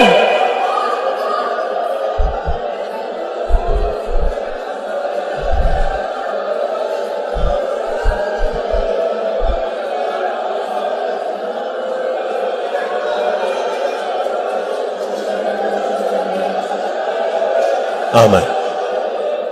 நான் எல்லா இடத்திலும் சொல்ற ஒரு வார்த்தை. One word which I tell everywhere. யூதாசுக்குள் ஆவி புகுந்ததுன்னு பைபிள் சொல்லுகிறது. The Bible says the spirit entered into Judas. But இயேசு அதை துரத்தல. But Jesus did not drive it out. அவன் வாழ்க்கை என்ன ஆச்சுன்னு உங்களுக்கு தெரியுமே. You know the end of his life. ஆனால் பேதுருவுக்குள் அந்த ஆவி வந்தது. When the spirit came into Peter, இயேசு அதை துரத்தினார். Jesus drove it out. அவன் பிரதான அப்போஸ்தலனாய் மாறினான். He became the chiefest of the apostles. இன்னைக்கு இந்த ஆவி உனக்குள்ள இருந்து துரத்தப்பட்டா நீ தப்புவாய். துரத்தலனா கர்த்தர் உன்னை விட்டுட்டார்னு அர்த்தம். If the spirit is driven out of you today, you shall escape. If not, the Lord has forsaken you. ஆண்டவரே துரத்தும் என்று சொல்லுங்க. Say, Lord, drive it out. இப்ப பரத்திலிருந்து ஒரு வார்த்தை வரட்டும். May a word from above. அப்பாலே போ சாத்தானேங்கிற வார்த்தை வரட்டும். Let the word get to you and Satan come to you. உன்னோடு போராடுகிற வல்லமைகள் 7 ஆவிகளை வெளியே போவதாக. Let all the seven spirits who are striving with you be driven out. திடாபாகா திடாபானியாரா.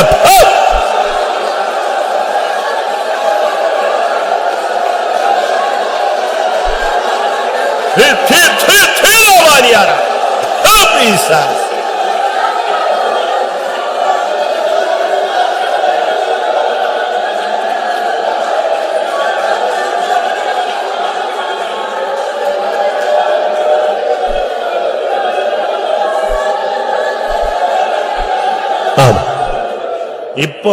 இப்போ இந்த கூட்டத்துல இந்த ஸ்பிரிட் போகுதுன்னு சொன்னா Right now in this meeting, if the spirit is gone out, நீங்க வேணா பாருங்க 7 ஸ்பிரிட் ஒரு மனுஷனை அழுத்தினா அவனுக்கு எவ்வளவு அழுத்தம் இருக்கும்.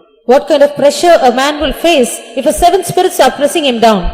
இப்ப இந்த ஸ்பிரிட் போகுதுன்னா உனக்கு ஒரு ஃப்ரீனஸ் உண்டாகும். Now if the spirit leaves you, you will be set at liberty. எத்தனை பேருக்கு அந்த விடுதலை உணரணும்னு How many ஆசைப்படுறீங்க? of you want to face the deliverance? இப்ப ஆவிகள் வெளியே போகிற நேரம். Now is the time the spirits will leave you. Hallelujah hallelujah hallelujah. திடமகத்துடா. ஹிபிலாவா. ஹாபிசா. திமக்கரமகத்துடா மகத்துடா Bania Rafah Rafah.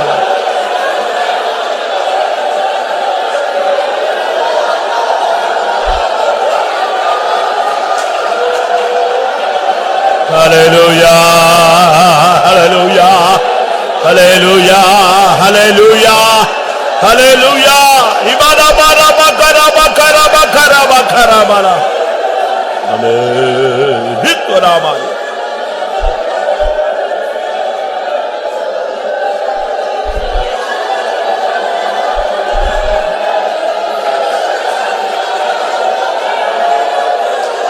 Bakara bakara bikara bani bidiri bigara bana kaduna bariya.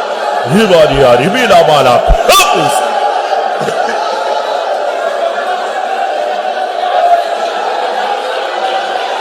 Hallelujah, hallelujah, hallelujah.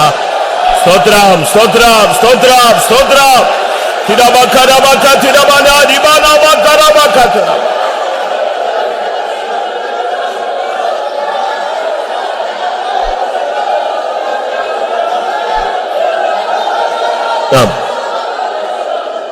இந்த 7 தன்மையில எது உங்களுடைய ஊழியத்தை ஜீவியத்துல அதிகமாக தாக்குதல் இருக்கிறது? Out of these 7 attributes, which is affecting your life, your ministry more? அடிக்கடி உங்க வாழ்க்கையில குறுக்கிடுகிற இந்த 7 ஸ்பிரிட்ல எது அடிக்கடி உங்களுக்குள்ள குறுக்கிடுகிறது? Which among these 7 are intervening in your life very often? ஒரு நிமிஷம். One moment. இப்ப அத மட்டும் பலிபீடத்துல வைங்க. Place it on the altar now. அந்த ஒன்னு அழிக்கப்பட்டாலே அதோட சேர்ந்து எல்லாமே நாசமாயிடும். If one is destroyed, everything will accompany it. ஆமென். எத்தனை பேர் விசுவாசிக்கிறீங்க? How many of you believe? இந்த கூட்டத்துல கர்த்தர் உனக்கு ஒரு விடுதலையை கொடுக்க விரும்புகிறார். This meeting the Lord wants to grant you deliverance. உனக்கு மட்டுமல்ல. Not only to you. உன் குடும்பத்துல உள்ளவங்களுக்கு அந்த விடுதலை உண்டு.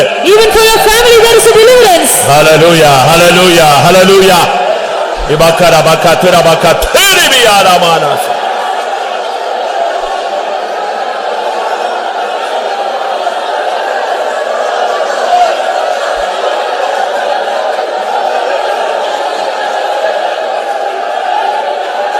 ஆமா.